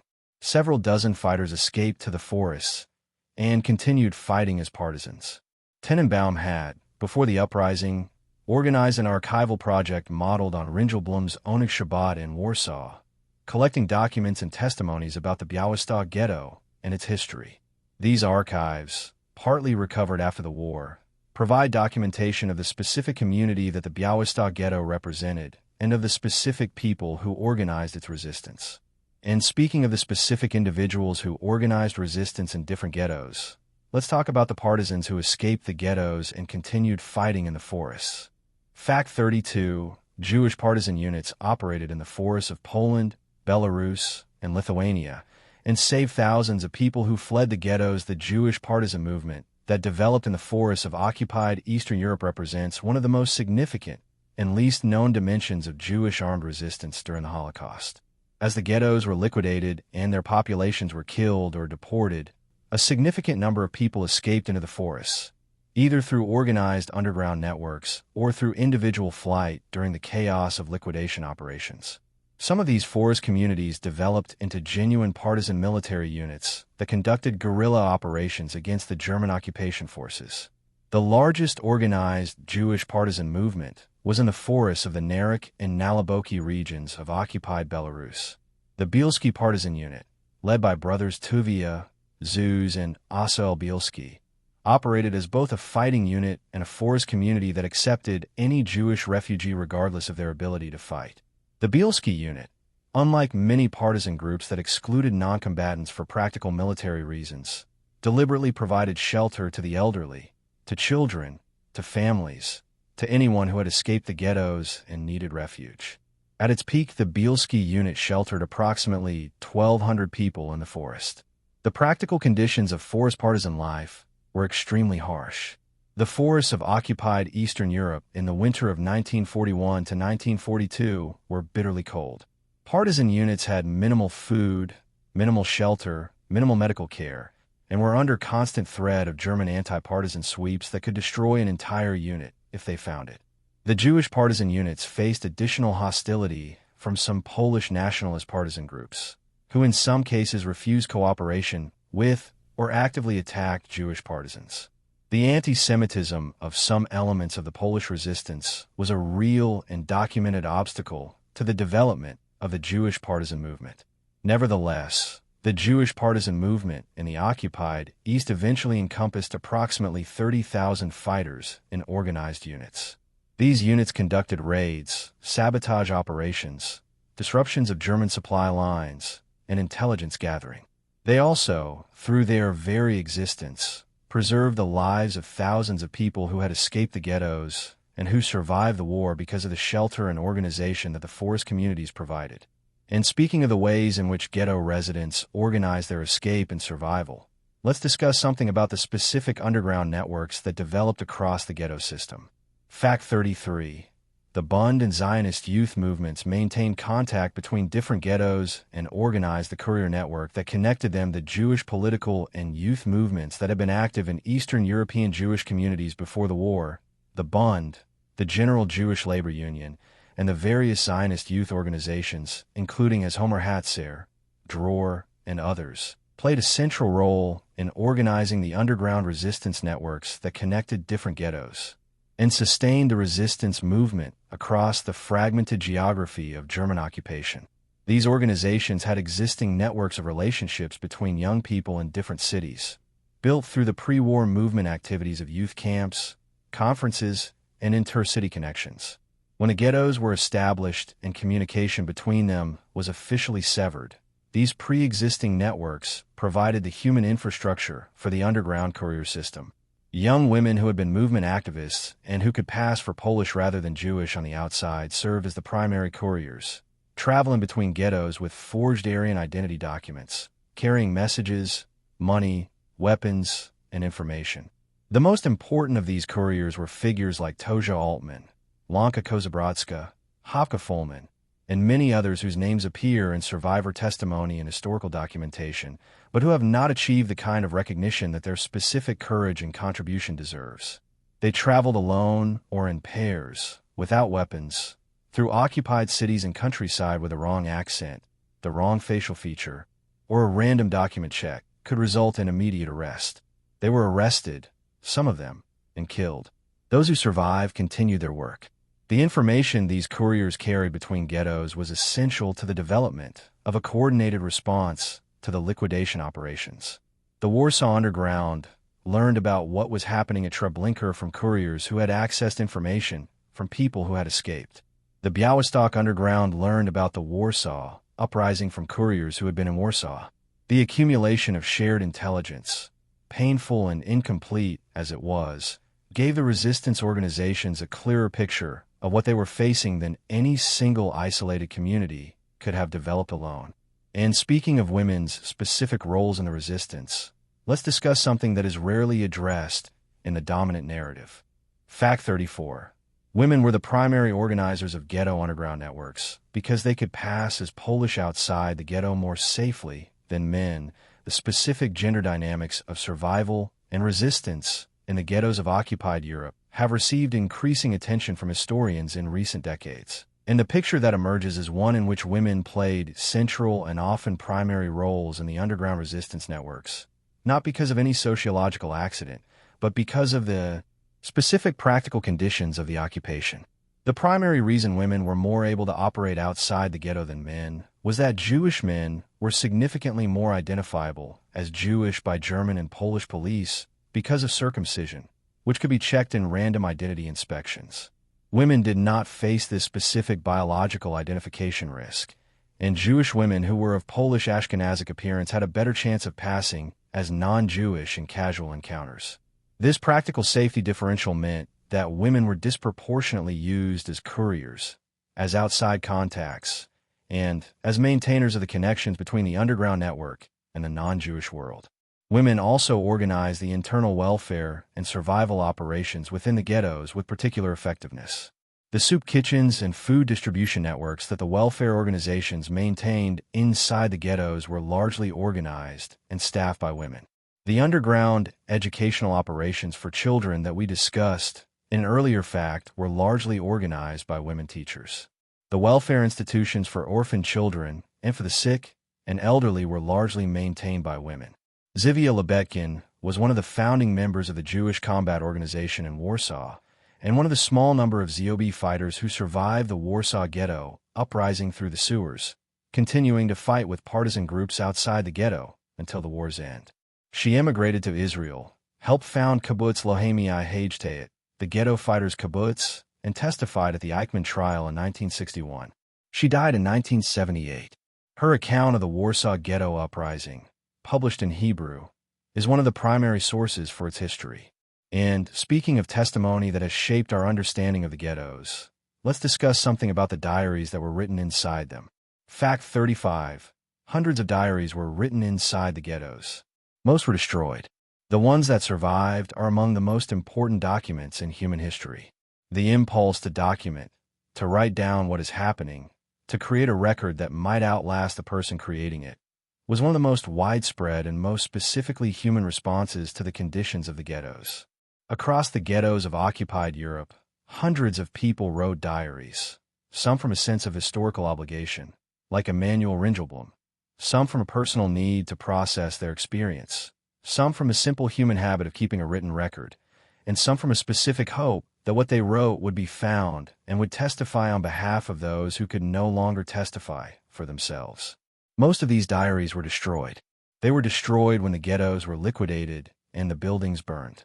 They were destroyed by the families of the writers who feared that discovery would endanger them. They were destroyed by the writers themselves, who in the final stages of deportation had no way to preserve them. They were lost in the chaos of the war's end.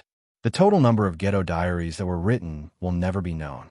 The number that survived is a small fraction of that total. The diaries that did survive are among the most important documents in human history, providing evidence of the specific human experience of the Holocaust that no administrative record or historical analysis can replicate. They record the thoughts of specific people in specific moments of their specific lives, the fears, the hopes, the observations, the jokes, the grief, the mundane alongside the catastrophic, the full texture of consciousness under conditions of extreme duress. The diary of David Sirakowiak, kept in the Łódź Ghetto from 1939 until his death in 1943, records 6 years of daily life from the age of 15 to his death at 19, including the full arc of the ghetto's development and the progressive deterioration of his family's conditions. He died of tuberculosis exacerbated by starvation, having continued writing until he was physically unable to hold a pen. His diary was preserved by his father and recovered after the war. The diary of Chaim Kaplan, kept in Warsaw from 1939 to the beginning of the deportations in 1942, is one of the most significant individual documents of the Warsaw Ghetto, recording Kaplan's observations of the ghetto's development with the specific perspective of an educated man who understood what he was witnessing and wrote about it with literary precision and moral seriousness. Kaplan was deported to Treblinka in August 1942. His diary was smuggled out of the ghetto before his deportation by a contact of his who concealed it in agricultural equipment. It survived the war when Kaplan did not. And speaking of the specific ways in which material was smuggled out of the ghettos, let's discuss something about the relationship between the ghetto populations and the Polish majority outside the walls. Fact 36.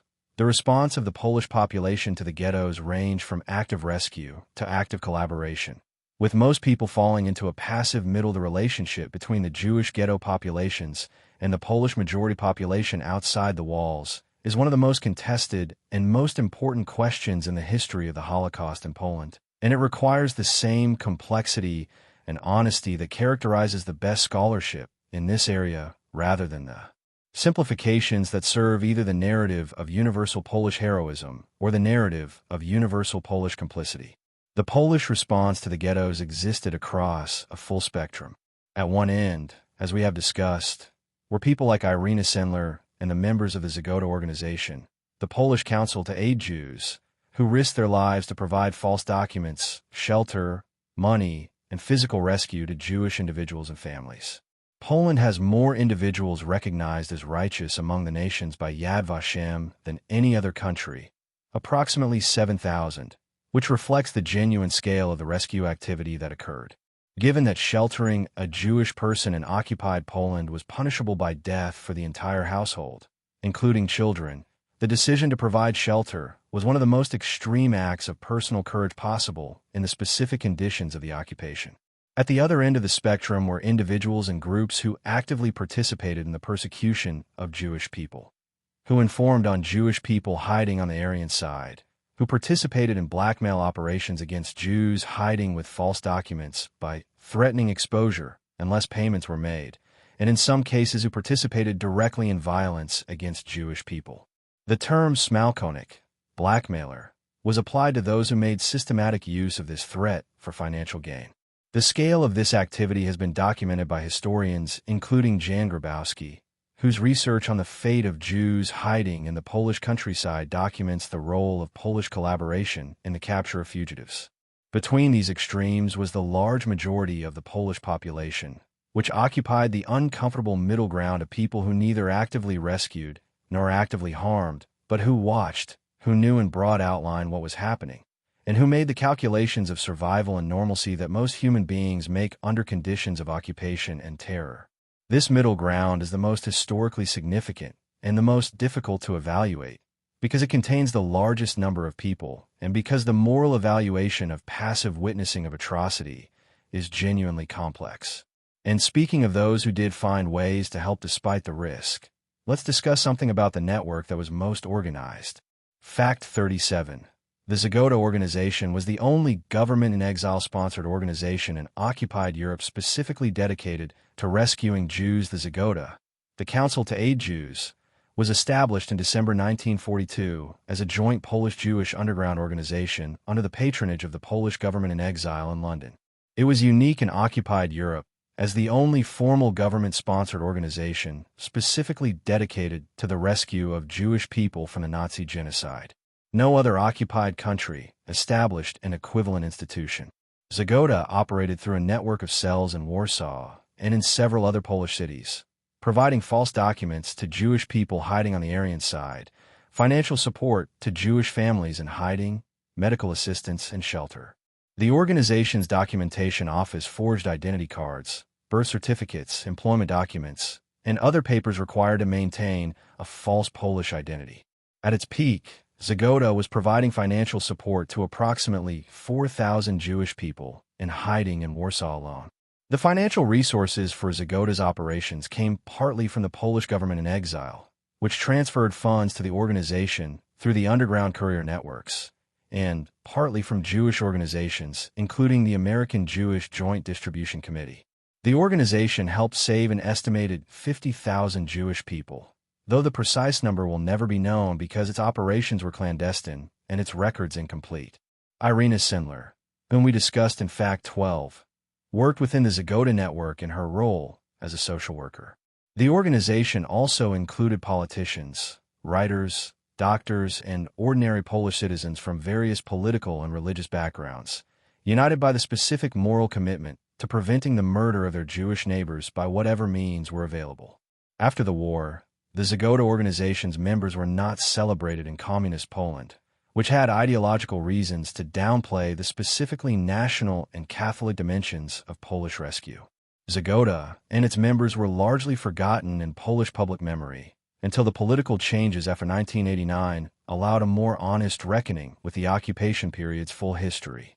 And speaking of the specific forms of rescue that operated within the ghettos rather than outside them, let's discuss something about the medical community's response. Fact 38.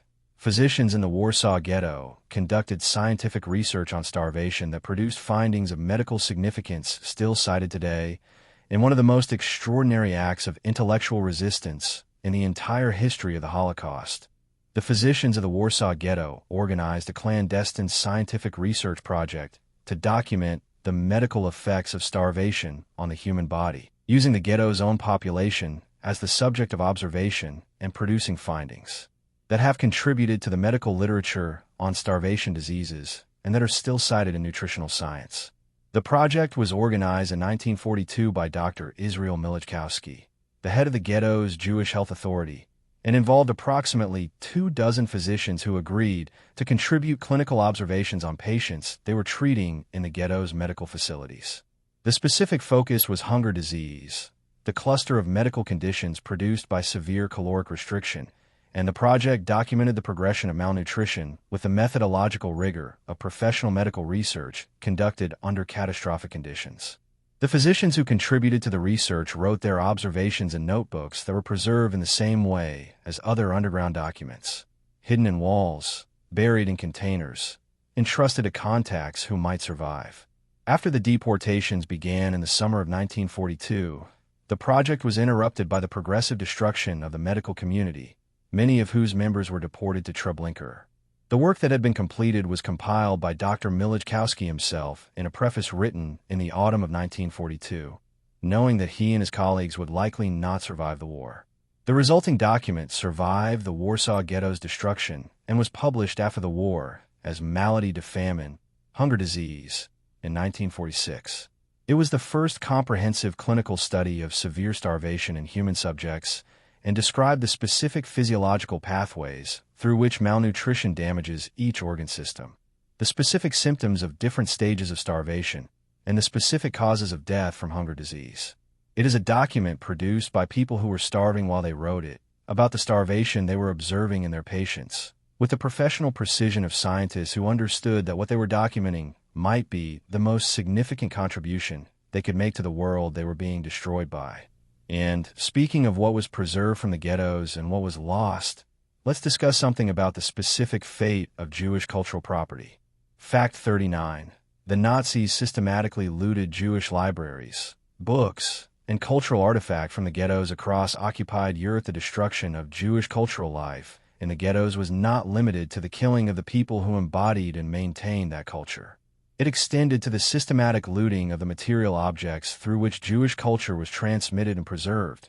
Books, Torah scrolls, religious objects, artworks, archival materials, and the collections of the libraries, schools, and community institutions that had served Jewish communities across Eastern Europe for generations. The looting operation was organized under the supervision of Alfred Rosenberg's Einsatzstab Rosenberg, which we have discussed in other videos, and was carried out with the assistance of occupation authorities across the occupied territories. Jewish libraries were emptied, their collections transported to Germany for sorting, with items designated as valuable for study in various Nazi academic and research institutions and items designated as worthless burned or otherwise destroyed. Torah scrolls and religious objects were sometimes preserved as curiosities for Nazi ethnographic collections, and sometimes destroyed as part of the deliberate elimination of Jewish religious life. The library of WW2, the Yiddish Scientific Institute that had been founded in Vilna in 1925 and had collected an extraordinary archive of materials documenting Yiddish language, literature, and culture, was among the most significant collections looted. The German occupation authorities emptied the WW2 building in Vilna, removing its holdings to Germany. Some of this material was recovered after the war, and WW2, which had relocated its operations to New York, eventually received some of its stolen collections back. But much was destroyed, and the full original collection has never been reconstituted. A group of WW2 employees in the Vilna Ghetto organized a resistance operation specifically to save portions of the WW2 collection from the German looters, hiding books and documents in bunkers and with contacts outside the ghetto. These people, known as the Paper Brigade, risked death to smuggle cultural property out of the buildings that the Germans were systematically emptying. Some of what they saved survived the war. Their specific act of cultural rescue, preserving books in the face of death, is one of the most specific expressions of the human conviction that culture is worth dying for. And speaking of specific acts of resistance in specific ghettos, let's discuss something about the Kaunas Ghetto that is not widely known. Fact 40. In the Kaunas Ghetto, prisoners organized a children's choir that performed concerts for the entire ghetto population. The Kaunas Ghetto, established in the Lithuanian city of Kaunas, known in Yiddish as Kov, in July 1941, was the site of significant organized cultural life that developed among its approximately 35,000 residents during the years of the ghetto's operation between 1941 and 1944. Among the most specific and most affecting examples of this cultural life was the children's choir that was organized by the ghetto's cultural committee and that performed concerts for the entire ghetto population.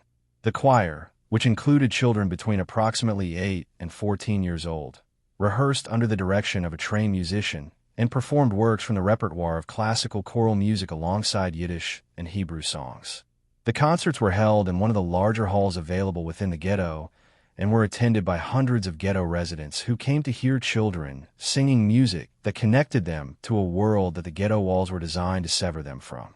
The specific image of children singing in a ghetto, children who are surrounded by starvation and disease and the daily prospect of deportation and death, who sing Schubert and Yiddish folk songs to an audience of adults who are themselves surviving in the same conditions, is one of the most concentrated expressions in this entire history of the relationship between human cultural expression and human survival. The singing did not change the material conditions of the Kaunas Ghetto. It did not save anyone from deportation. What it did was maintain, in specific human beings for specific moments, the experience of beauty, of artistry, of connection to something beyond the immediate horror of their situation. The children who sang in the Kaunas Ghetto choir were, most of them, eventually killed. The Kaunas Ghetto was liquidated in the summer of 1944, with most of its population sent to concentration camps in Germany. Relatively few survived, but they sang before they died, and the singing mattered. Let your eyelids grow heavy now. Let the darkness be complete and comfortable. You have heard 40 facts from the history of the Jewish ghettos of occupied Europe. 10 more wait, and then the conclusion. Let your breathing slow. Let your body rest in the knowledge of what you have heard. And, speaking of what remains to be heard, let's talk about the specific fate of the Łódź Ghetto's final population. Fact 41. When the Łódź Ghetto was finally liquidated in August 1944, Rumkowski was deported on one of the last trains and was reportedly killed by ghetto survivors at Auschwitz. The final liquidation of the Łódź Ghetto, the longest surviving major ghetto in occupied Europe, occurred in August 1944. Approximately 74,000 people remained in the ghetto at that point, having survived 4 years of starvation, disease, and previous deportation waves. They were loaded onto trains and sent to Auschwitz-Birkenau, where the vast majority were killed immediately on arrival or died in subsequent camp operations. Mordecai Chaim Rumkowski, the elder of the Jews who had administered the Łódź Ghetto since its establishment in 1940, was among those deported on one of the final transports. He had maintained his position and his administrative authority throughout the ghetto's existence, cooperating with German demands, including the provision of children and elderly for deportation, in the consistent belief that this cooperation was the only available strategy for saving the maximum number of lives. By the time of the final liquidation in August 1944, virtually none of the people he had believed he was protecting by his cooperation had survived. The precise circumstances of Rumkowski's death at Auschwitz are not fully established and are the subject of conflicting accounts. The most widely cited account, drawn from survivor testimony, suggests that Rumkowski, who was recognized at Auschwitz by survivors of the Łódź Ghetto who knew him, was killed by those survivors in an act of collective vengeance for the role he had played in the deportation of their families. This account cannot be definitively confirmed, but it has been mentioned by multiple independent survivor sources and is considered historically credible by most scholars who have examined it. The possibility that Rumkowski was killed by survivors of the community he had administered, rather than by the Germans who had given him his impossible position, is one of the most morally complex endpoints in the history of the ghettos. It does not resolve the question of whether his administrative cooperation was morally defensible. It demonstrates the intensity of feeling that his choices generated in the people who had lived under his authority and whose families had been deported on his provision. And speaking of moral complexity and its specific dimensions in this history, let's discuss something about the post-war fate of ghetto survivors. Fact 42. Many Warsaw Ghetto survivors faced anti-Semitism when they returned to Poland after the war. The liberation of the surviving ghetto population and the end of the war did not bring the uncomplicated resolution that justice narratives might suggest.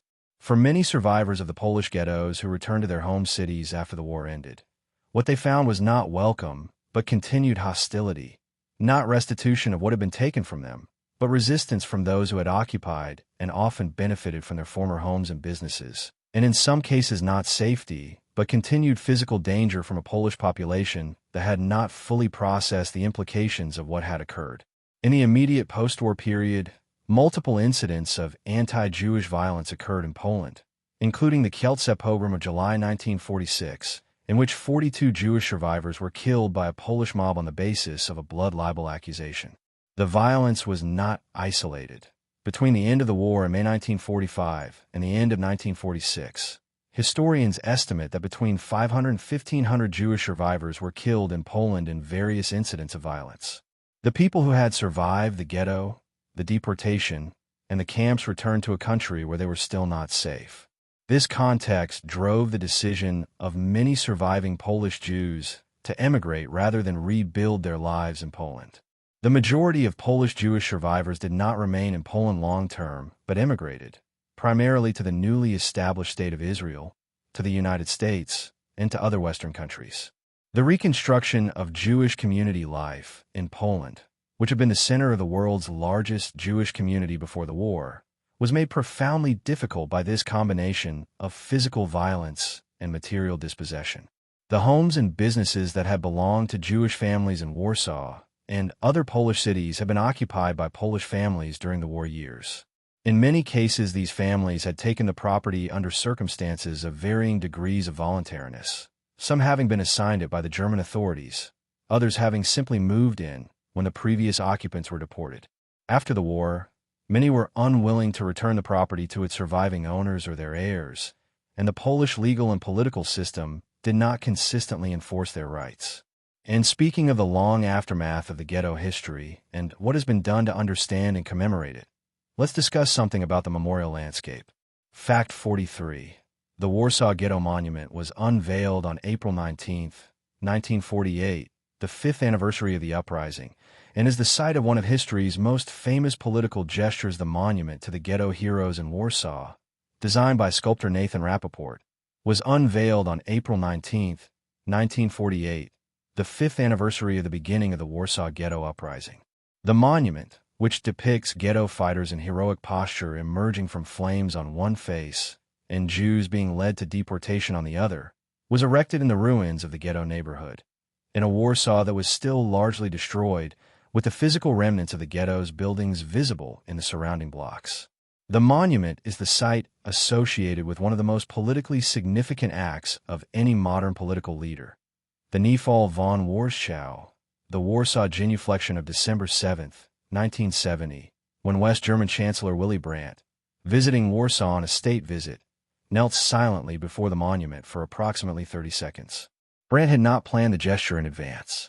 He said afterward that he did what people do when words fail them. The gesture was captured in photographs that were published around the world, and that became iconic images of West German acceptance of moral responsibility for what had been done in Germany's name. Brandt had been in exile from Germany during the Nazi period, having been an active anti-Nazi before and during the war. He was not personally responsible for any of the crimes committed. His genuflection was not a personal apology, but a national one, a statement on behalf of Germany as a political community that what had occurred in Warsaw, in the ghetto, was a crime for which Germany bore responsibility, and before which the most appropriate response was wordless acknowledgement. He was awarded the Nobel Peace Prize the following year. The Warsaw Ghetto Monument is the focal point of the annual observance of the Warsaw Ghetto Uprising anniversary and is visited by heads of state, Holocaust survivors, and millions of ordinary visitors every year. The site around it has been developed in the Museum of the History of Polish Jews, known as Poland, which opened in 2013 and which presents the full 1,000-year history of Jewish life in Poland, of which the ghetto period is the catastrophic final chapter. And speaking of the full historical context in which the ghettos occurred, let's discuss something about the demographic reality of what was lost. Fact 44. The Jewish communities of Eastern Europe that were destroyed in the ghettos and camps had existed for over 1,000 years. The Jewish communities of Poland, Lithuania, Ukraine, Belarus, and the other territories of Eastern Europe where the Nazi ghettos were established had not appeared suddenly in the early 20th century. They had existed for approximately 1,000 years, having migrated eastward from Western Europe during the medieval period in response to persecution, massacre, and expulsion, and had built over a millennium a civilization of extraordinary intellectual, religious, and cultural achievement. The Ashkenazic Jewish culture that developed in Eastern Europe was the largest and most culturally productive Jewish community in the world by the time of the Holocaust. It produced a distinct language, Yiddish, which was the daily spoken language of approximately 11 million people in the early 20th century. It produced extraordinary traditions of religious scholarship centered in the great yeshiva academies. It produced secular literature and theater and political philosophy in both Yiddish and Hebrew. It produced scientists and mathematicians and physicians whose contributions to the broader human project of knowledge were significant. It produced the social and political movements, Zionism, socialism, the Bund, that shaped 20th century Jewish life globally. This culture was not destroyed by accident or by war as an incidental casualty. It was targeted for destruction specifically and deliberately because the Nazi ideology identified its destruction as a goal. The ghettos were one of the primary mechanisms through which that destruction was accomplished. By concentrating and then killing the populations of the major centers of this culture, Warsaw, Vilna, Krakow, Lodz, the German occupation eliminated the living bearers of a civilization that had taken 1,000 years to build. What survived did so in fragments.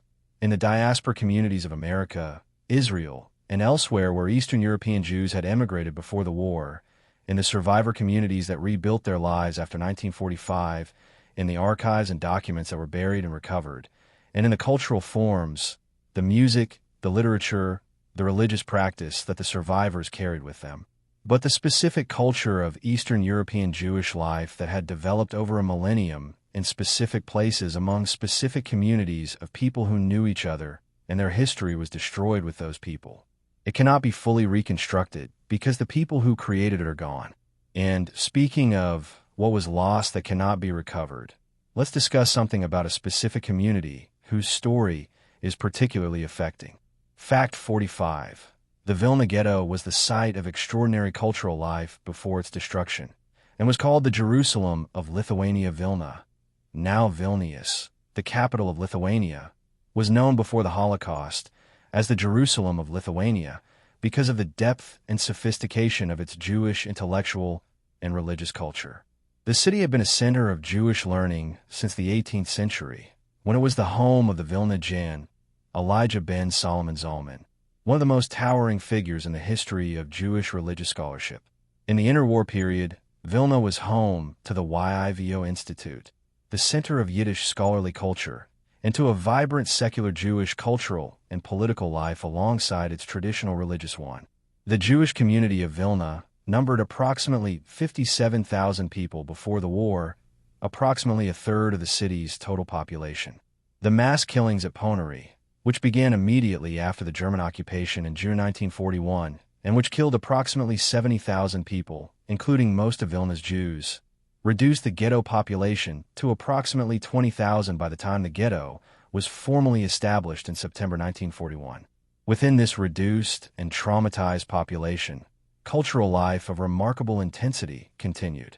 The Vilna Ghetto had a library with approximately 45,000 volumes. It had a theater. It had concerts and literary evenings.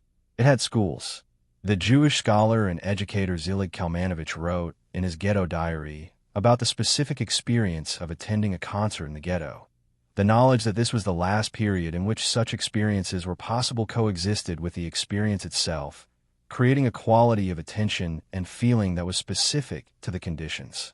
The ghetto poet Abraham Sutskever, who would survive the war and become one of the greatest Yiddish poets of the 20th century, wrote poetry in the Vilna Ghetto that confronted the specific experience of living under conditions of imminent destruction. He was 29 when the ghetto was established. His work from this period is among the most significant literary achievement produced in any ghetto, combining formal mastery with the specific pressure of witnessing. The Vilna Ghetto was liquidated in September 1943. Most of its population was killed at Ponary or sent to camps in Estonia. Sutskever escaped to the forests and joined the partisan movement. He survived, testified at the Nuremberg trials, emigrated to Israel, and continued writing until his death in 2010 at the age of 96. And speaking of the specific people who survived the ghettos and what their survival cost them, let's discuss something about the specific psychological legacy of the ghetto experience. Fact 46. Survivors of the ghettos often experienced what we now recognize as complex post-traumatic stress disorder, which was not understood or treated for decades. The psychological consequences of living through the conditions of the Nazi ghettos, the starvation, the disease, the daily violence, the loss of family members, the witnessing of mass death, the specific trauma of liquidation and deportation, were severe and enduring for virtually every survivor.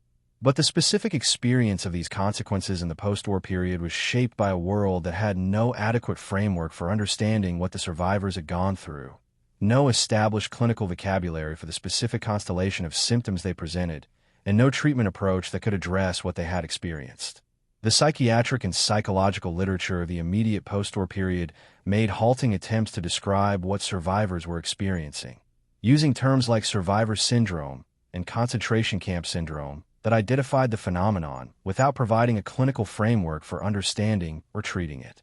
The concept of post-traumatic stress disorder was not formally incorporated into diagnostic practice until the publication of the DSM-3 in 1980, by which point many survivors had spent 35 years managing the symptoms of a condition that had no recognized name.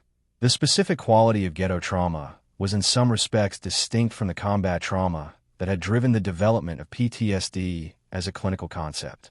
Ghetto survivors had not experienced a single traumatic event, but years of continuous traumatic conditions, producing what clinicians now recognize as complex PTSD, a variant of the disorder associated with prolonged trauma that produces particularly severe and difficult-to-treat effects on personality, identity, and interpersonal function.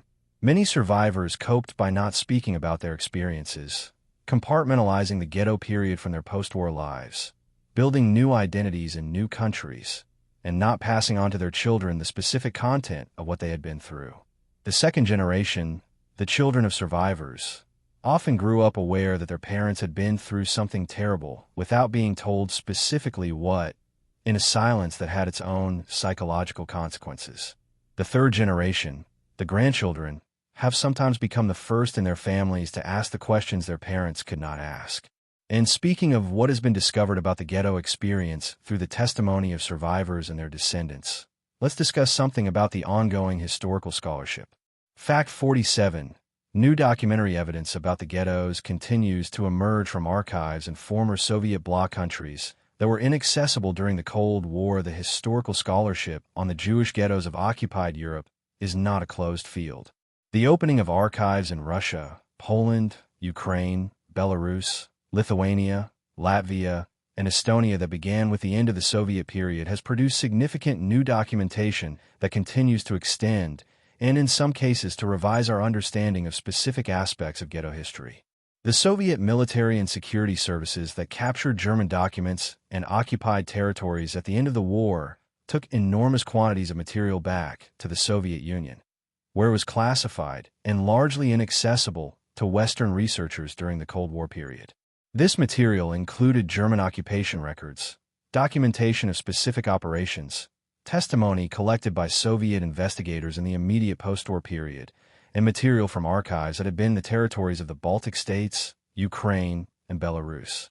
The release and processing of this material has produced, for example, more detailed documentation of the specific killing operations that preceded the establishment of the formal ghettos in the Baltic states and in Ukraine, where the Einsatzgruppen conducted mass shootings in the first weeks and months of the occupation that killed a significant proportion of the Jewish population before any ghetto was formally established.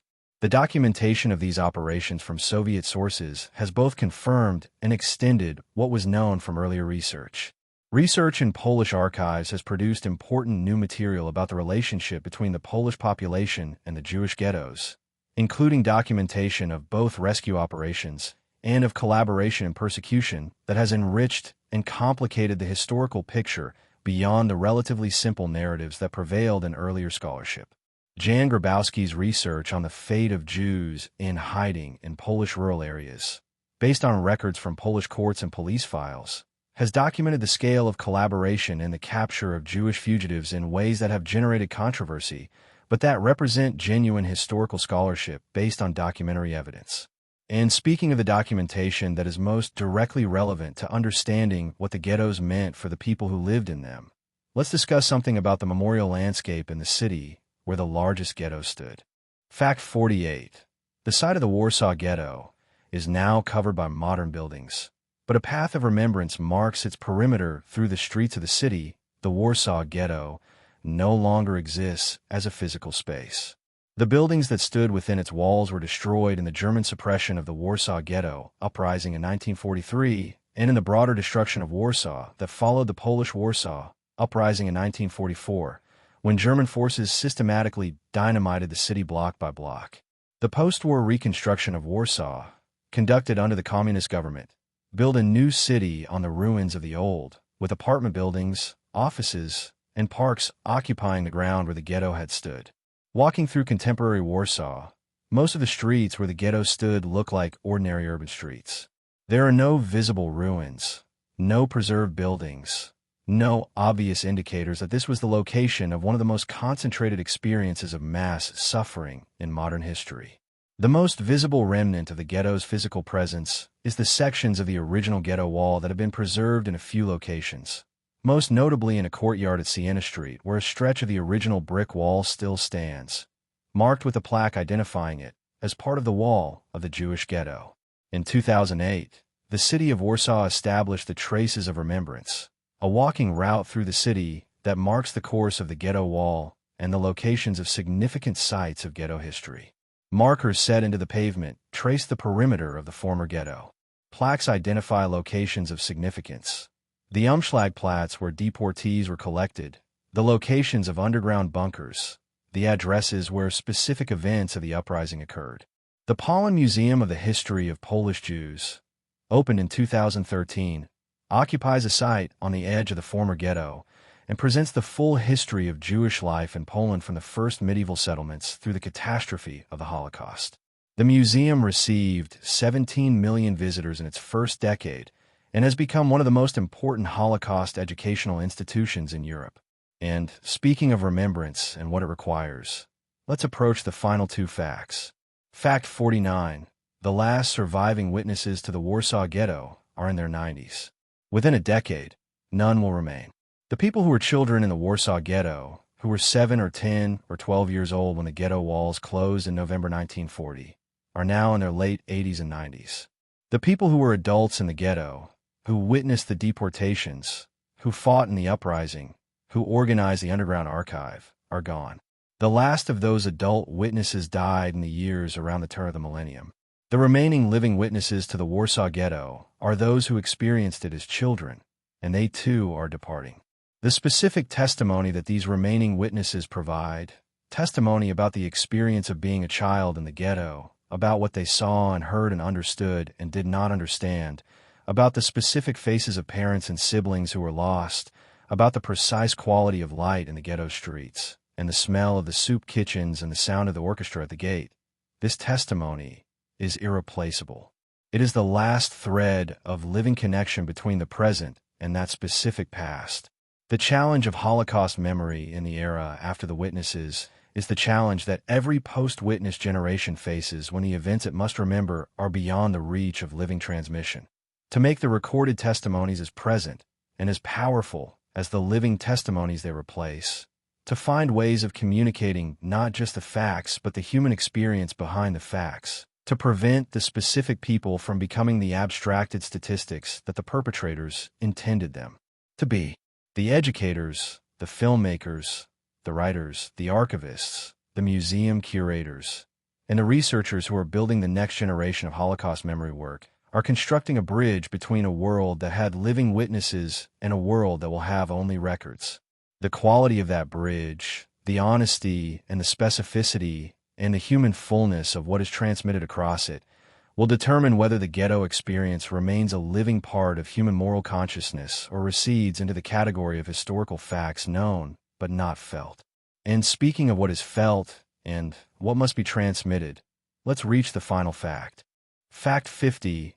Each of the hundreds of thousands who died in the ghettos was a person with a name, a history, and a future that was taken from them. We have covered 49 facts about the Jewish ghettos of occupied Europe. Facts about their construction and administration and conditions and resistance and cultural life and eventual destruction. Facts about the number of calories in the official daily ration and the number of people who died before the deportations and the number of transports that left the ghetto and the number of survivors who lived to bear witness. The 50th fact is not a number. It is a correction. In the Łódź Ghetto, there was a girl named Dawida Zimmerbaum who was 7 years old when the ghetto was established in 1940 and who attended one of the ghetto's illegal underground schools. She liked drawing. Her teacher, whose name was Chana, saved some of her drawings and hid them in the wall of the building where the school met. Dawida's drawings have not been recovered. In the Warsaw Ghetto, there was a man named Szymon Graber who had been a tailor before the war and who organized a mutual aid society among the tailors in his building, pooling the small amounts of food they could scrape together to ensure that nobody in the building died of starvation alone. He was deported to Treblinka in September 1942. His society ended with his deportation. In the Kaunas Ghetto, there was a woman named Rivka Stein who had been a schoolteacher and who, when the illegal schools were organized in the ghetto, taught Yiddish literature to a class of 12 children in the back room of a building on Varnia Street. 2 of her students survived the war. They remembered her specific voice and the specific poems she taught them for the rest of their lives. These are not documented individuals. I have given them names and specific details to make a point that is more important than any specific documented fact, that every person who died in the ghettos was as specific and as real as the 3 people I have just described. Every person had a name and a profession and a specific capacity for kindness and a specific way of speaking and a specific person they loved and a specific fear and a specific hope for a future that was taken from them. The 640,000 people who died in the Warsaw Ghetto before, during, and because of its liquidation are not 640,000 deaths. They are 640,000 lives, each complete in itself, each containing the full scope of a human being's existence. All of it ended in one city, in a few years, by a system built of walls and rations and trains and decisions made by people who are also dead now, who died in their beds in most cases having never been required to account for what they chose. The 50th fact is this. We know that number 640,000. We know the number for the Łódź Ghetto, and the number for the Krakow Ghetto, and the number for the Vilna Ghetto, and for the hundreds of smaller ghettos across occupied Europe. We know the numbers. The obligation is to refuse to let them remain numbers. Their names matter. Every single one of them.